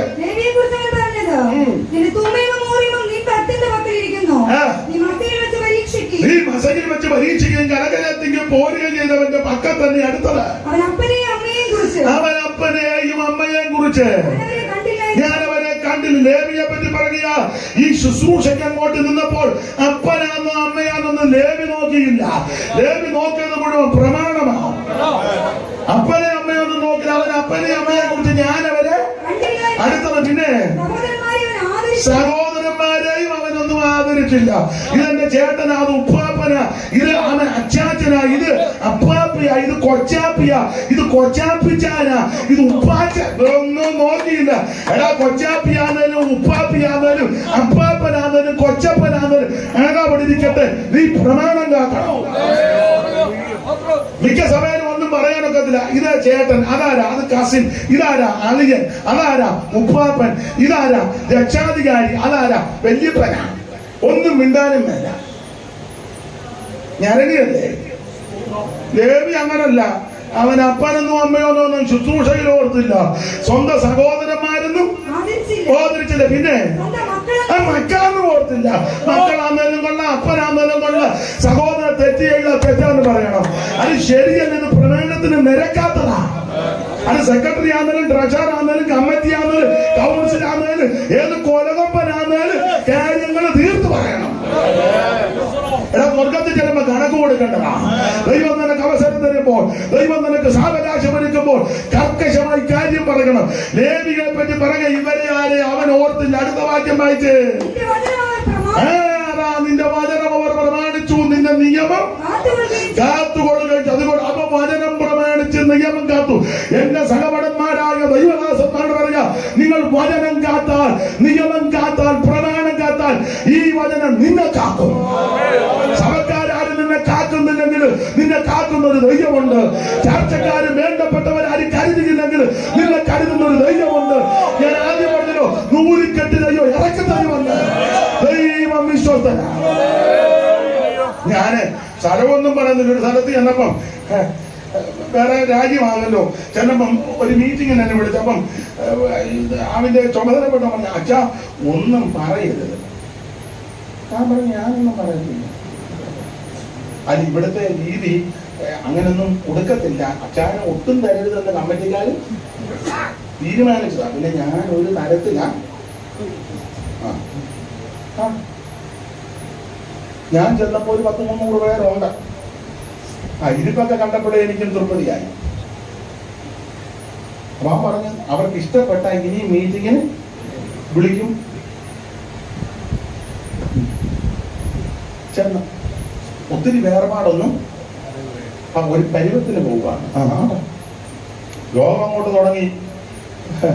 എനിക്ക് തന്ന കൃപയ്ക്കനുസരിച്ച് ഞാൻ ഒരു വാക്യം വായിച്ച് ചില ഉപദേശം തന്നെ തന്ന കൃപയ്ക്കനുസരിച്ച് പറഞ്ഞു. അപ്പോഴെല്ലാവരുടെ മോഹമൊക്കെ മാറി പരുവക്കാരായി. അപ്പൊ ഞാൻ ഇങ്ങോട്ട് മാറി നിന്ന് സംസാരിച്ചു. കാരണം എനിക്ക് പ്രോഗ്രാം ഒപ്പിച്ച് തന്നവൻ പുറകിരിപ്പുണ്ട്. അവൻ്റെ അടുത്ത് നിന്ന് അവൻ ജിബായി പിടിച്ച് വലിക്കാൻ മാറി. അവന് നോക്കിയേ ഇല്ല. ഞാൻ അങ്ങോട്ട് നോക്കി നല്ല ശരിക്കാന്ന് പറഞ്ഞു. ഇവനെ നോക്കിയാൽ ഇവ കണ്ണ് കാണിക്കിരിക്കാനൊക്കെ. അത് ഞാൻ അവനെ നോക്കിയേ ഇല്ല. അപ്പനൊന്നും അമ്മയൊന്നും നോക്കിയില്ലല്ലോ, സ്വന്തം സഹോദരന്മാരും നോക്കിയില്ല, മക്കളൊന്നും നോക്കിയില്ലല്ലോ. പ്രമാണമല്ലേ ലേവി അത് പ്രസംഗിച്ചു കഴിഞ്ഞാൽ ഒരുമാതിരിപ്പെട്ട കാര്യം കൈ തന്നില്ല. അപ്പൊ ഇവൻ അടുത്ത് വന്ന് ചോദിച്ചു, തൃപ്തി ആയല്ലോ എന്ന് ചോദിച്ചു. കാരണം ഞാൻ അധികം വിവരിക്കുന്നില്ല. അപ്പൊ ഞാൻ ഈ പ്രസംഗം ഇങ്ങനെ ഇതപ്പം പുറകിലിരുന്ന ഒരു അമ്മാമ്മ, അല്പം തറവുള്ള ഒരു അമ്മാമ്മയാണ്, ഭയങ്കരമായിട്ട് ആസ്വദിക്കുകയും സന്തോഷിക്കുകയൊക്കെ ചെയ്യുന്ന കണ്ടു. യോഗമെല്ലാം കഴിഞ്ഞപ്പോൾ ഈ അമ്മാമ്മ മുന്നിൽ വന്നു. വേറെ ആരും വന്നില്ല. അമ്മാമ്മ വന്നേച്ച് ഓപ്പണായിട്ട് അങ്ങ് പറയാം, ഒരു കവർ കൊണ്ട് തന്നു. എന്നോട് പറഞ്ഞ് ഇത് സ്വീകരിക്കണം. ഞാൻ പറഞ്ഞു വേണ്ട. അല്ലായോ അത് ഹൃദയവേദന ഉണ്ടാകും. അപ്പൊ എന്നോട് പറഞ്ഞു, ഒത്തിരി നാൾ കൊണ്ട് പ്രാർത്ഥിക്കുക, കാര്യങ്ങളൊക്കെ ഒന്ന് തീർത്ത് പറയുന്ന ഒരാളെ ദൈവം ഇവിടെ അയക്കണമെന്ന് പ്രാർത്ഥിച്ചുകൊണ്ടിരിക്കുകയാണ്. എന്റെ പ്രാർത്ഥന എന്റെ ദൈവം കേട്ടു. വേറെ ചില കാര്യം പറഞ്ഞെല്ലാം ഒന്നും പറയാൻ നേരമില്ല. അതുകൊണ്ട് ഇതൊന്ന് സ്വീകരിക്കണം. അപ്പം എന്റെ കൂടെ വണ്ണം പറഞ്ഞു മേടിച്ചോളാൻ പറഞ്ഞു. അവന് മനസ്സിലായി വേറെ ഒന്നും കിട്ടാനില്ല. ഇതിൽ തള്ളയെങ്കിലും തന്നല്ലോ. ഈ മാന്യ മാതാവ് സന്തോഷത്തോടെ കണ്ണുമൊക്കെ നിറയുന്നുണ്ട്. അപ്പൊ ഞാൻ അവർക്കൊരു പ്രയാസം വരാതിരിക്കാൻ സ്വീകരിച്ചു. വേറെ ആരും ഒന്നും തന്നില്ല. വേണ്ട. റൂമിൽ ചെന്നു. ഞാനൊക്കെ തുറന്ന് പറയാം. ഞാൻ ഈ നിങ്ങൾ ഒന്നുകൂടെ ധൈര്യപ്പെടാനും കൂടെ ആയി പറഞ്ഞു തരുന്നത്. അല്ലെ കിട്ടിയ വിജയം പറയാനല്ല. ചെന്ന് വീട്ടിൽ ചെന്നു. പ്രസവമൊക്കെ മാറി പ്രാർത്ഥിച്ചേച്ചി അമ്മാമ്മ തന്ന കവറ് തുറന്നു നോക്കിയപ്പോ ഒരു ചെക്ക. ആ നാടുകളിലെല്ലാം അവിടെ ശുശ്രൂഷിച്ചാൽ നമുക്കുണ്ടല്ലോ ചില ധാരണകളൊക്കെ ഉണ്ടല്ലോ. തുറന്നിട്ട് തുകയൊന്നും ഞാൻ പറയുന്നില്ല. പൂജ്യമൊക്കെ കൂടുതലുണ്ട്. ഇപ്പൊ അത്ര പറയുന്നു. ദൈവം തന്നെ നടക്കും. ഞാന് ചെക്കുമായിട്ട് അവൻ്റെ ഒക്കെ പറഞ്ഞു, നീ എന്നെ പറഞ്ഞ് ഉപദേശം പറഞ്ഞ കാഴ്ച കിട്ടുകയായിരുന്നു, നോക്കണമെന്ന് പറഞ്ഞു. പൂജ്യം എണ്ണാൻ പറഞ്ഞു. പൂജ്യം എണ്ണുന്നതിന് മുടക്കൊന്നുമില്ല. നല്ല രീതിയിൽ ചിന്തിക്കണം. നീ വചനം കാത്താൽ, പ്രമാണം കാത്താൽ, ഉപദേശത്തിന് വേണ്ടി നിന്നാൽ നിന്നെ പുലർത്താൻ ദൈവം വിശ്വസ്തൻ. ദേവിയെ പറ്റി പറയുക, അവൻ എന്റെ വചനം കാത്തു, എന്റെ പ്രമാണം. അതുകൊണ്ട് അടുത്ത വാക്യം വായിച്ച് ഓടിച്ചു വായത്, അവർ യാക്കോബിന് നിന്റെ വിധികളും എന്ന് പറഞ്ഞാൽ ലേവിയുടെ യോഗത്തിന് പോകരുത്, നമ്മുടെ യോഗത്തിന് ലേവിയെ വിളിക്കരുതെന്ന് പറഞ്ഞ ശാപത്തെ ഇപ്പൊ തിരിച്ചു എപ്പോഴാ പറയാ, ഇനി എല്ലാരും ലേവിയുടെ ഇടക്കച്ചൊന്ന് ഉപദേശം ചോദിക്കാൻ. സമയം തക്കത്തിൽ ഉപയോഗിച്ചതിന്റെ ഗുണം കണ്ടോ? ഇവരെ ഒഴിച്ചു മാറ്റി വേർതിരിച്ചിട്ടതാ ദൈവം. ഈ ശാപത്തെ തിരിച്ച് അനുഗ്രഹമാക്കി വെച്ച് പറഞ്ഞു, ഇനി 12 ഗോത്രവും ഉപദേശം ചോദിക്കാൻ ലേവിയുടെ ഇടക്ക ചെല്ലണം. ഇവന്റെ യോഗത്തിന് പോകരുത്, നമ്മുടെ യോഗത്തിന് ഇവരെ വിളിക്കരുതെന്ന് പറഞ്ഞ ആ ശാപത്തിന്റെ കെട്ടിനെ ദൈവം പൊട്ടിച്ചു പറഞ്ഞു ലേവിയുടെ ഇടക്ക ഇനി ചെല്ലണം. അടുത്ത വാക്യം വായിച്ചേ. അവൻ നിന്റെ സന്നിധി സുഗന്ധധൂപവും. അടുത്ത വാക്യം, അവന്റെ ധനത്തെ അനുഗ്രഹിക്കണം. ഞാൻ എന്റെ ശൈലിയിൽ എന്ന് പറയാം, ഈ ദേവിയുടെ ധനത്തെ അനുഗ്രഹിക്കാൻ എന്ന് പറഞ്ഞാൽ പൗരോഹിത്യ ശുശ്രൂഷ ലേവിക്ക് കൊടുത്തു. അപ്പൊ പ്രമാണമുണ്ട്, ദേശാംശമെല്ലാം ലേവിക്കിരിക്കണം. ശുശ്രൂഷ ചെയ്യുന്നവർക്ക് 12 ഗോത്രമുണ്ട്. ഞാനെപ്പോഴും പറയും, 100 രൂപ കിട്ടിയാൽ പ്രമാണം 10 രൂപ കൊണ്ടുവരണം. ദശാംശം 10-1. 12 ഗോത്രമാകുമ്പോ 10-1 കൊണ്ടുവന്നാൽ എത്ര രൂപ ഉണ്ടച്ചാ? 120. കൊടുത്തവൻ എത്രയുണ്ട്? 90. 100 കിട്ടിയവൻ 10 കൊടുത്തപ്പോ അവന്റെ കയ്യിൽ 90. 12 ഗോത്രക്കാർ 10 വെച്ച് കൊണ്ടുവരുമ്പോ 120. അപ്പൊ ഈ ഇവിടെ വരുന്ന ആർക്കുള്ളതാ? അപ്പൊ ലേവിക്ക് എത്രയുണ്ട്? 120. കൊടുത്തവനോ 90. നിന്റെ ധനത്തെ അനുഗ്രഹിക്കുമോ? നിന്റെ ധനത്തെ അനുഗ്രഹിക്കുമോ? സ്തോത്രം. പ്രമാണത്തിന് വേണ്ടി നിനക്ക് ദൈവം തന്നെ മാനിക്കും, ദൈവം തന്നെ ഉയർത്തും, ദൈവം തന്നെ ആദരിക്കും. ലേവി സമയം തക്കത്തിന് ഉപയോഗിച്ചു. ഇത് ദുഷ്കാലമാകിയാൽ സമയം തക്കത്തിന് ഉപയോഗിക്കണം. എന്നെ കേൾക്കുന്ന പ്രിയരെ, സമയം നഷ്ടപ്പെടുത്തി കളയരുത്, സമയം നഷ്ടപ്പെടുത്തരുത്, സമയം തക്കത്തിന് ഉപയോഗിക്കണം. രണ്ട് കാര്യം ഇവിടെ കമ്പിവാചകം പോലെ പറയാ, എടുത്ത് വായിപ്പിക്കുന്നില്ല. അവന് സ്തോത്രം. ആ ന്യായാധിപന്മാരുടെ പുസ്തകം 5-ാം അധ്യായത്തിന്റെ 18 മുതൽ താഴോട്ടും, അതുപോലെ തന്നെ 68-ാം സങ്കീർത്തനം 24 മുതൽ താഴോട്ടും പഠിക്കുമ്പോൾ അവിടെ സെബൂലൂനെ നഫ്താലിയെയും കാണുന്നുണ്ട്. അപ്പോൾ ന്യായാധിപന്മാരുടെ പുസ്തകം 5-ാം അധ്യായത്തിൽ സീസര 900 ഇരുമ്പരഥങ്ങളുമായിട്ട് വന്നപ്പോൾ താബോർ മലയുടെ മുകളിൽ എന്റെ ഭാഷ പറഞ്ഞാൽ ആരാധിക്കാനും പ്രാർത്ഥിക്കാനും പോയത് സെബൂലൂന്റെ നഫ്താലിയുടെ 10,000 പേരാ. മിടുക്കന്മാരാരും പോയില്ല. സെബൂലൂനും നഫ്താലിയും ഒന്ന് ദാസികളുടെ ചേർക്കാൻ, 2 അനിഷ്ടയുടെ ചേർക്കാൻ. ഒന്ന് ദാസിയുടെയും 2 ഉൽപ്പത്തി പുസ്തകം 30-ാം അധ്യായത്തിന്റെ 8-9 വാക്യവും ഉൽപ്പത്തി 30-ന്റെ 19-20 എടുത്ത് വായിപ്പിക്കുന്നില്ല.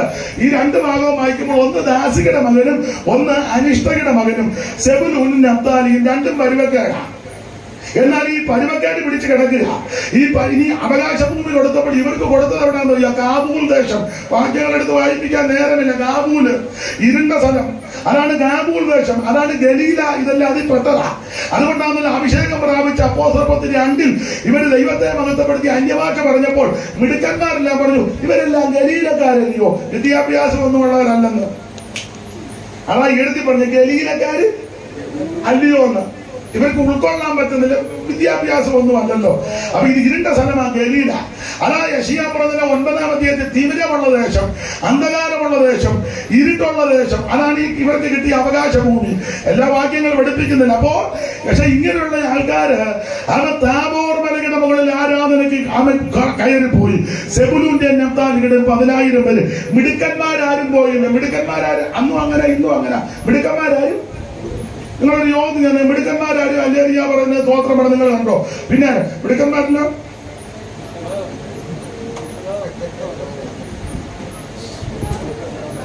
അല്ലാത്തവരും അല്ലേറിയ നമ്മൾ പറയാം. മിടുക്കന്മാരാരും ഏതായാലും സമയം പോയി. പണ്ടൊരാൾ പറഞ്ഞ പോലെ ഏതായാലും മാമി നരകത്തിൽ എന്താ പിന്നെ കുറിച്ചിയും കൂടെ ചൂടാണ്ട് ഭാഗ്യം വാങ്ങിച്ചു. ന്യായാധിപന്മാരുടെ പുസ്തകം 5-ാം അധ്യായത്തിന്റെ 13 മുതൽ വായിര്. 13 മുതൽ പെട്ടെന്ന് വായിര്. മൈക്കൂടെ അന്ന് ശ്രേഷ്ഠന്മാരുടെ ചിത്തവും പടജനവും എനിക്കായിട്ട് ഇറങ്ങുമെന്ന്, വീരന്മാരുടെ മധ്യ യഹോവയും എനിക്കായിട്ട് ഇറങ്ങുമെന്ന് ഓടിച്ചു വായിര്. എബ്രയീം എന്ന അമാലേക്കിൽ വേറുള്ളവരും ബെന്യാമീനെ നിന്റെ മാഗിയിൽ നിന്ന് അധിപന്മാരും സെബൂലൂനിൽ നിന്ന് നായക ദണ്ഡധാരികളും വന്ന് രൂപേന്റെ നീർച്ചാലുകൾക്കെതിരെ കനമേറിയ മനോധരണങ്ങളുണ്ടായി. ആട്ടിൻകൂട്ടങ്ങൾക്കെതിരെ കുടിലത്ത് കിടക്കാൻ നീ തൊടുത്തുകടകളിൽ താമസിച്ച് കിടക്കുന്നത് എന്ത്? രൂപേന്റെ നീർച്ചാലുകൾക്കെതിരെ കനമേറിയ മനോധരണങ്ങളുണ്ടായി. അടുത്ത വാക്യം, ഗിലെയാദ് യോർദാൻ അക്കരെ പാർത്തു, പിന്നെ ദാനെ കപ്പലുകളെ കരികത്ത് പാർത്തു. അടുത്തത് ആശേർ സമുദ്രത്തിൽ അനങ്ങാതിരുന്നു. പിന്നെ അടുത്ത വാക്യം, സെബൂലൂൻ പ്രാണനെ ത്യജിച്ചു ചെന്ന് നഫ്താലി പോർക്കളമേടുകളെ തന്നെ. അടുത്ത വാക്യം, രാജാക്കന്മാർ വന്നു പൊരുത് ദാനത്തിൽ വെച്ച് മെഗിത്തോ വെള്ളത്തിലേക്ക് വെച്ച് പൊരുത് വെള്ളി അങ്ങവർക്ക് കൊള്ളയായി. അടുത്ത വാക്യം, ആകാശത്ത് നിന്ന് നക്ഷത്രങ്ങൾ പൊരുതി സീസരമായി സുഗതികളിൽ പൊരുതി എന്മനമേ നീ ബലത്തോടെ നടകൾ. 22-ാം വാക്യം, അന്ന് വൽഗിതത്താൽ ശൂരവൽഗിതത്താൽ കുതിരക്കുളമ്പുകൾ കഥനം ചെയ്തെന്ന വിസ്തരിക്കാൻ നേരമില്ല. ന്യായാധിപന്മാർ 5-ന്റെ 22 മുതലെടുക്കുക. രൂപൻ പോയില്ല, കണക്ക് കൂട്ടിയിരിക്കുക. രൂപന്റെ നീർച്ചാലുകൾക്കെതിരെ അനിവേറിയ രൂപൻ പോയില്ല, കണക്കാണ്. നമ്മൾ ഈ യോഗത്തിന് പോയാൽ നമുക്ക് എന്തുകൊണ്ട് ലാഭം? നമ്മൾ വണ്ടി എടുത്താൽ മിക്കവാറും അങ്ങേറ്റ അച്ചായനും അമ്മാമ്മയും വരാൻ സാധ്യത ഉണ്ട്. എന്നാ പിന്നെ വണ്ടി എടുക്കാതിരിക്കുന്നതാ. അല്ലെ മൊബൈൽ സ്വിച്ച് ഓഫ് ആക്കി കണക്കാ. മനസ്സിലായില്ല? സ്വോത്രകാഴ്ച കാണുന്ന പിന്നെ സ്വോത്രകാഴ്ചയുടെ കഴിഞ്ഞ് നമുക്ക് ചെല്ലുന്നതാ. അവർക്ക് ഉപദേശന്മാർ അതിലും വരുന്നമാരാ. പ്രസംഗത്തിനിടെ സ്വോത്രകാഴ്ച പിന്നെ ഒരു തരത്തിലും വിടുകയല്ല. ഇല്ല, കണക്കല്ലേ മൊത്തം, കണക്ക് കൂട്ടുക. സ്തോത്രം കണക്കാണ്. ചുരുക്കി പറഞ്ഞാൽ മിടുക്കന്മാരാരും പോയില്ല. സെബൂലൂനും നഫ്താലിയും പോയി. അതുകൊണ്ട് എന്തോ സംഭവിച്ചു. ദൈവം ഇത് കുറിച്ച് വെച്ച് ഇവര് സമയം തക്കത്തിൽ ഉപയോഗിച്ചു. താബോർ മലയുടെ മുകളിൽ ദൈവത്തെ ആരാധിക്കുന്നു. ഇനി 68-ാം സങ്കീർത്തനം പെട്ടകം കൊണ്ടുവന്നപ്പോൾ മിടുക്കന്മാരെല്ലാരും ഒഴിഞ്ഞു നിന്നെങ്കിലും നഫ്താലിയുടെ സെബുലൂന്റെയൊക്കെ ആൾക്കാര് ആ പെട്ടകത്തിന്റെ മുമ്പിൽ കുതിച്ചങ്ങോട്ട് നൃത്തം ചെയ്യാൻ തുടങ്ങി. 24 മുതൽ ഓടിച്ചു വായിക്കങ്ങ് നൃത്തമായിര്. ദൈവമേ, അവർ നിന്റെ എഴുന്നള്ളത്തെ കണ്ട് എന്റെ ദൈവവും രാജാവുമായവന്റെ വിശുദ്ധ മന്ദിരത്തേക്കുള്ള എഴുന്നള്ളത്തെ തന്നെ സംഗീതക്കാർ മുമ്പിൽ നടന്നു, വീണക്കാർ മുമ്പിൽ നടന്നു, തപ്പ് കൊണ്ടുന്ന കന്യകമാർ ഇരുപുറവും നടന്നു. അടുത്തത് ഇസ്രായേലിന്റെ ഉറവകളിൽ നിന്നായുള്ളവരെ, നിങ്ങൾ സഭായോഗങ്ങളിൽ ദൈവമായ കർത്താവിനെ വാഴ്ത്തുവീൻ. അവിടെ അവരുടെ നായകനാകുന്ന ചെറിയ ബെന്യാമീനും പിന്നെ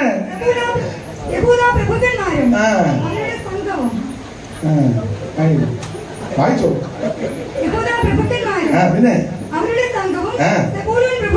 അപ്പൊ സെബുലൂൻ പ്രഭുക്കന്മാരും നഫ്താലി പ്രഭുക്കന്മാരുമല്ല. ഈ പെട്ടകം അങ്ങോട്ട് കൊണ്ടുവന്നപ്പോൾ അതിന്റെ മുമ്പിൽ നൃത്തം ചെയ്യാനും ദൈവത്തെ സ്തുതിക്കാനുണ്ട്. അവര് സമയം തക്കത്തിൽ ഉപയോഗിച്ചു. സീസറുടെ യുദ്ധം വന്നപ്പോൾ നഫ്താലിയും സെബുലൂനും സമയം തക്കത്തിൽ ഉപയോഗിച്ചു. ദാവീദ് പെട്ടകം കൊണ്ടുവന്നപ്പോൾ നഫ്താലിയും സെബുലൂനും സമയം തക്കത്തിൽ ഉപയോഗിച്ചു. അതുകൊണ്ട് എന്തോ സംഭവിച്ചെന്നൂടെ പറഞ്ഞ യെശയ്യാ പ്രവചനം 9-ാം അധ്യായം ചേർത്ത് വായിച്ച് ഇത് സെബുലൂന്റെ നഫ്താലിയുടെ സ്ഥലമാവായിര്. 9-1 വായിര്. 9-1 ഇത് കഷ്ടതയിരുന്ന ദേശത്തിന് ഈ സെബുലൂനും നഫ്താലിക്ക് അവകാശമായി കിട്ടിയ സ്ഥലമാ. കഷ്ടത, തിമിരം. പിന്നെ ഹീനതയുള്ള ദേശം. എല്ലാ വാക്യം എടുക്കാൻ നേരമില്ല. ദൈവദാസനെ വാച്ചിടയ്ക്കൊന്ന് കാണിച്ചു, പറഞ്ഞില്ലെങ്കിലും കാണിച്ചു, ഇങ്ങനെ പതുക്കെ ചരിച്ച് ഇതൊക്കെ ഞാൻ കണ്ടു ദൈവത്തിന്. അതുകൊണ്ട് ഞാൻ അടങ്ങുക. ദൈവത്തിന് മഹത്വം ഉണ്ടാകട്ടെ. അവൻ സെബുലൂനും നഫ്താലിയും ഇവർക്ക് കിട്ടിയ ദേശം ഹീനതയുള്ളത്. ബഹുമാനപ്പെട്ട സാറ് നോക്കുന്നുണ്ട്. എന്നാൽ എന്നെ കേട്ടിരിക്കുന്നല്ലോ. ഞാൻ മറന്നിട്ടില്ല കേട്ടോ. മലയാളത്തിന്റെ പ്രഗത്ഭനാന്ന് എനിക്കറിയാം, മറന്നിട്ടില്ല. എങ്കിലും ഒരു ചില നേരം കൂടെ ദൈവത്തിന് മഹത്വം. സെബുലൂനും നഫ്താലിയും ഈ ദേശം ഹീനതയുള്ള ദേശം, തിമിരമുള്ള ദേശം, ബലഹീനമായ ദേശം എന്ന് പറഞ്ഞാൽ ബലഹീന ദേശത്തുള്ള, ഹീനതയുള്ള ദേശത്തുള്ള, തിമിരമുള്ള ദേശത്തുള്ള നഫ്താലിയും സെബുലൂനും ഒന്ന് സമയം തക്കത്തിൽ ഉപയോഗിച്ച് ദൈവത്തെ ആരാധിച്ചു. 2 സമയം തക്കത്തിൽ ഉപയോഗിച്ച് പെട്ടകത്തിന്റെ മുമ്പിൽ വന്നു, ദൈവത്തെ മഹത്വപ്പെടുത്തി. അതുകൊണ്ട് സ്വർഗം ചെയ്തത് എന്നാന്നറിയാമോ? എന്റെ ഭാഷയ്ക്ക് പറഞ്ഞാൽ ലോകരക്ഷകനാകുന്ന യേശുക്രിസ്തുവിന്റെ കന്നിപ്രസംഗം, ആദ്യത്തെ ശുശ്രൂഷ ഈ ഗലീലയിലും നഫ്താലിയുടെ സെബുലൂന്റെ അതിരില്ല. വായിച്ച് മത്തായി സുവിശേഷം 4-ാം അധ്യായത്തിന്റെ 12 മുതൽ താഴോട്ടുള്ള തിരുവെടുത്ത് ഓടിച്ചു വായിര്.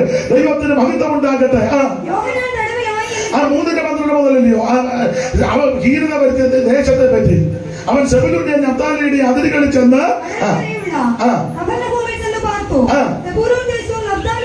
സെബുലൂൻ ദേശവും നഫ്താലി ദേശവും ജാതികളുടെ ഗലീലയും ഇങ്ങനെ ഇരുട്ടിയിരിക്കുന്ന ജനം വലിയൊരു വെളിച്ചം കണ്ടോ.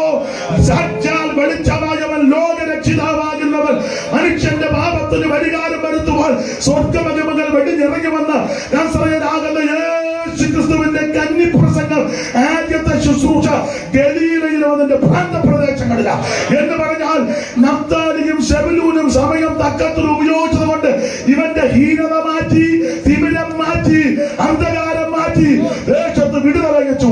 ഇന്ന് രാത്രി നീ സമയം തക്കത്തിൽ ഉപയോഗിച്ചാൽ നിന്റെ കുടുംബത്തിന്റെ ഹീനത മാറ്റും. ഈ സമയം തക്കത്തിൽ ഉപയോഗിച്ചാൽ നിന്റെ അന്ധകാരം ഇന്ന് രാത്രി ദൈവം അടിക്കും. ഈ സമയം തക്കത്തിൽ ഉപയോഗിച്ചാൽ ഇന്ന് രാത്രി നിന്റെ കുടുംബത്തിന് വിടുതല. സമയം തക്കത്തിൽ ഇന്ന് രാത്രി ഉപയോഗിക്കാം. എന്റെ പ്രിയ സുഹൃത്തെ, സ്നേഹിത, ഇത് രക്ഷാദിവസമാ, ഇത് സുപ്രസാദകാലമാ. ഇന്ന് രാത്രി യേശുവിനെ രക്ഷിതാവായി സ്വീകരിക്കുക. നിന്റെ അന്ധകാരത്തെ മാറ്റി പ്രകാശപൂരിതമാക്കുവാൻ ഇന്ന് രാത്രി യേശു വന്നിട്ടുണ്ട്.